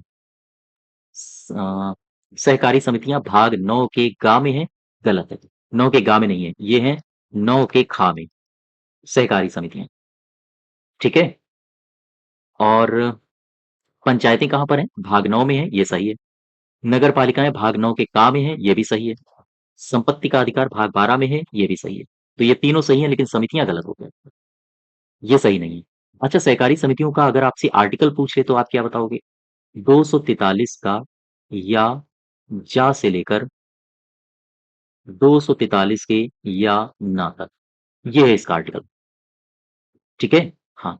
और पंचायतों का अगर आपसे आर्टिकल पूछ ले 243 से लेकर 243 के ण तक। नगर पालिकाओं का अगर आपसे पूछ ले तो 243 के ता से 243 के या छ तक। ठीक? अच्छा, संपत्ति का अधिकार तो पता ही होगा आपको, विधिक अधिकार हो गया है हमारा। तो खैर इसका संबंध आपके पंचायती राज से भी नहीं है, तो हटा दीजिए। क्वेश्चन नंबर 62 निम्नलिखित में से कौन-सा सुमेलित है? पंचायतों की रचना 243 के ख में है। क्या पंचायतों की रचना 243 के ख में है? ऐसा तो नहीं है। नेक्स्ट देखो, पंचायतों में लेखाओं का परीक्षण, ये पंचायतों में लेखाओं का परीक्षण, ये कहाँ पर है? 243 के अंगा में है। तो यही ये सही है, 243 का अंगा सही है। निर्वाचन मामलों में न्यायालय का हस्तक्षेप वर्जित होना, ये ढ में है क्या? ये है दरअसल ण में, है ना? ये ण में है, 243 का ण या 243 का इंग्लिश में बोले तो ओ। वित्त आयोग का गठन, ये च में है क्या? तो 200 वित्त आयोग दरअसल है झ में, 243 का झ। ठीक है? तो ये भी आपका गलत हो गया, ये भी आपका गलत हो गया और यही सही है, ये भी आपका गलत है। पंचायतों की संरचना कहाँ पर है? संरचना आप बोले तो सी, सी फॉर कंस्ट्रक्शन, वहीं होगा संरचना, यानी कि 243 का ग होगा इसका सही उत्तर। तो इसमें जो आपका सही सुमेलित है वो केवल और केवल दूसरा है, बाकी सब गलत है। नेक्स्ट देखो, निम्न में से कौन सा कथन असत्य है? पंचायत संबंधी परिभाषाएं अनुच्छेद 243 में है। हाँ, बिल्कुल सही है। पंचायतें भाग 9 में है, ये भी सही है। पंचायतों की अवधि ईयर, ये 243 के अंगा में है, ये भी सही है। पंचायतों में स्थानों का आरक्षण, ये गलत है। यहाँ पर संरचना है, आरक्षण है 243 के डी में। ठीक है? तो गलत आपका पूछा है तो यही हो जाएगा। क्वेश्चन नंबर 64 देखो, ग्राम सभा अध्यक्ष अधिकतम कितनी ग्राम पंचायत समितियों का अध्यक्ष हो सकता है? तो ये 3 का हो सकता है अधिकतम। ये 3 समितियों का अध्यक्ष बनाया जा सकता है। दरअसल किसी भी समिति का जो निर्माण किया जाएगा उसमें एक अध्यक्ष होता है, अध्यक्ष सहित इसमें टोटल 1 + 6 होते हैं, 6 मेंबर्स। ठीक है? तो हुँ, नेक्स्ट देखो, पंचायत के किसी सदस्य का कार्यकाल कितना होता है? किसी सदस्य का कार्यकाल 5 वर्ष होता है, लेकिन ये वाला आपका ऑप्शन ज़्यादा सही होगा। मैंने आपको पीछे बताया था, जो सदस्यों का कार्यकाल मैंने बताया था आपको कि निर्भर करता है जब तक पंचायत चलेगी, ठीक है? तो ग्राम पंचायत के कार्यकाल तक होता है। ग्राम पंचायतें कितना कार्यकाल रखती हैं? तो 5 साल रखती हैं। तो हालाँकि सदस्य का भी 5 साल होता है, लेकिन जब ये वाला ऑप्शन आपके समक्ष हो तो ये ज़्यादा बेहतर आंसर होगा। ठीक है? हाँ, तो ये ग्राम पंचायत अधिकारी के आपके 65 क्वेश्चन्स थे और इसकी अगर आपको पीडीएफ चाहिए तो आप हमारे टेलीग्राम चैनल को जॉइन कर सकते हो। साथ ही साथ वहाँ से आप पीडीएफ को डाउनलोड भी कर सकते हो और चैनल को सब्सक्राइब भी करिए, वीडियो को शेयर भी करिए, लाइक भी करिए। तो आज यहीं तक रखते हैं। धन्यवाद।